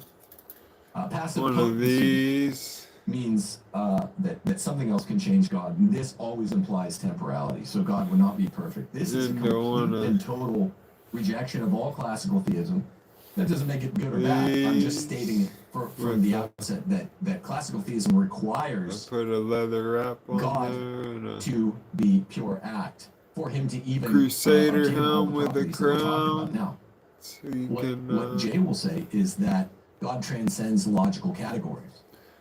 If God truly transcended logical categories, for one thing, this would require that we predicate being univocally. Also have that around your finger when you flip it around. Predicate being analogically. So that's not true. Because we predicate being analogically, we can actually talk about God in one way and one way only. That's what the analogy is. But if it were true that we predicated God univocally and he transcends logical categories, then there would be no debates. We wouldn't be able to do what we're doing right now. Wouldn't be able to identify God, name God. There would be no dogma, no councils, no scripture, anything that's important to Catholics or Orthodox. So there's an absolute equivocation on this idea of analogical versus univocal predication of being. Now you can also just put your finger through the so many different terms leather too. West, and honestly, say this: there is unintentional equivocation, meaning good faith equivocation between the Eastern thinkers and the Western thinkers on what pure act is and what it requires, but in some sense, in the sense of meaning being pure being without becoming. We have affirmations of one sense or another of pure being by even Eastern thinkers like Gregory of Nyssa, Maximus the Confessor, Athanasius, that one's a little John dangerous. It ought even to be Gregory done this way. Thomas, though he puts forward a kind of alternative theory, the hardline distinction between God's essence and energies. And more recently, scholars like Dr. Bradshaw admits that God must be pure act. Now, I'll just run through a few of these. In Against Eunomius 2, we have Gregory of Nyssa saying, except for the divine essence, nothing is uncreated. Yeah, that one can get you hurt. Uncreated. This is good, because for God to be God, for there to be a real distinction outside of the ousia of God, would be to posit a second God. Gregory of Nyssa also says, and again, he's operating on an Eastern equivocal definition, so I'm not saying that he means exactly what Thomas means. Yeah, bad spider bite. God's pure being, and that if he were any bit of potency, passive potency, he would have to be inside the 10 categories of existence. He says, the untouched and formless God is free from all composition, and likewise the only begotten. So this proves a couple important things at once. That because God is the untouched and formless God, free from all composition, that means any of the 7 modes of composition, most importantly, potency. Same thing with the Son. That's Gregory of Nyssa. Maximus the Confessor says God is the active and inexhaustible state of all actualization. The important aspect of what he's saying is that he is being, God is pure being without becoming. No becoming mixed in, no potency. Maximus also says, for it is not natural to contemplate any change in God. Of course, this has been anathematized right at the beginning at Nicaea to say that there's any change in God, in whom we cannot conceive of any movement whatsoever. So there can be no admixture of change in God. And again, this is basically obvious to everyone. St. Athanasius says God is wholly what he is. He means no potency, no division. I'm just demonstrating here that there are Eastern thinkers who are operating out of the basic existential facts of God as pure act. St. John of Damascus says God is uncreated, immutable, and not composed. So composing doesn't just mean act potency, it means any of the other 6 modes of possibly composing God. Now, we can reduce this to a syllogism to prove it, since we're debating after all. This comes out of Summa Theologiae 191. Basic first premise: whatever has passive potency can be changed or moved from potentiality to actuality by something else. By definition, this is what passive potency is. Second premise is God can't be changed, because we all agree on that premise. And the conclusion is, therefore, God has no passive potency. It's important to note for logic nerds that this can be propositionalized. You can use symbolic logic to prove that this is true. I won't go through the symbolic logic, but it's important that people know this ought to be sacrosanct for any of us. Whatever has passive potency can be changed or moved by another. We don't agree that that can be done with God. Since God can't be changed, it's been anathematized at Nicaea. We have to say God has no passive potency. And Jay has said otherwise multiple times recently in the last year or 18 months. Project Hail Mary is the #1 movie in the universe. It's misrepresenting him. It's pure magic. This is one for the ages. Project Hail Mary, rated PG-13. Right, man.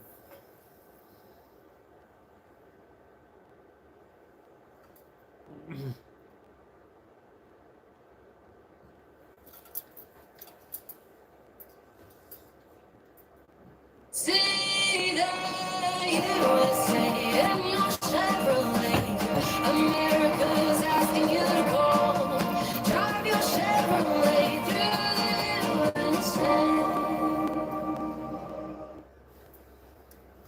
So, there's a simple way of explaining this to people, the analogy of an automobile, since we're using all these terms, composition, pure act, potency, whatnot. Composed of parts is how automobiles and all things operate. Think of your car, a drive shaft, the wheels, the windows, the chassis, whatever. They're dependent on an external assembler. A composite is ontologically posterior to its parts.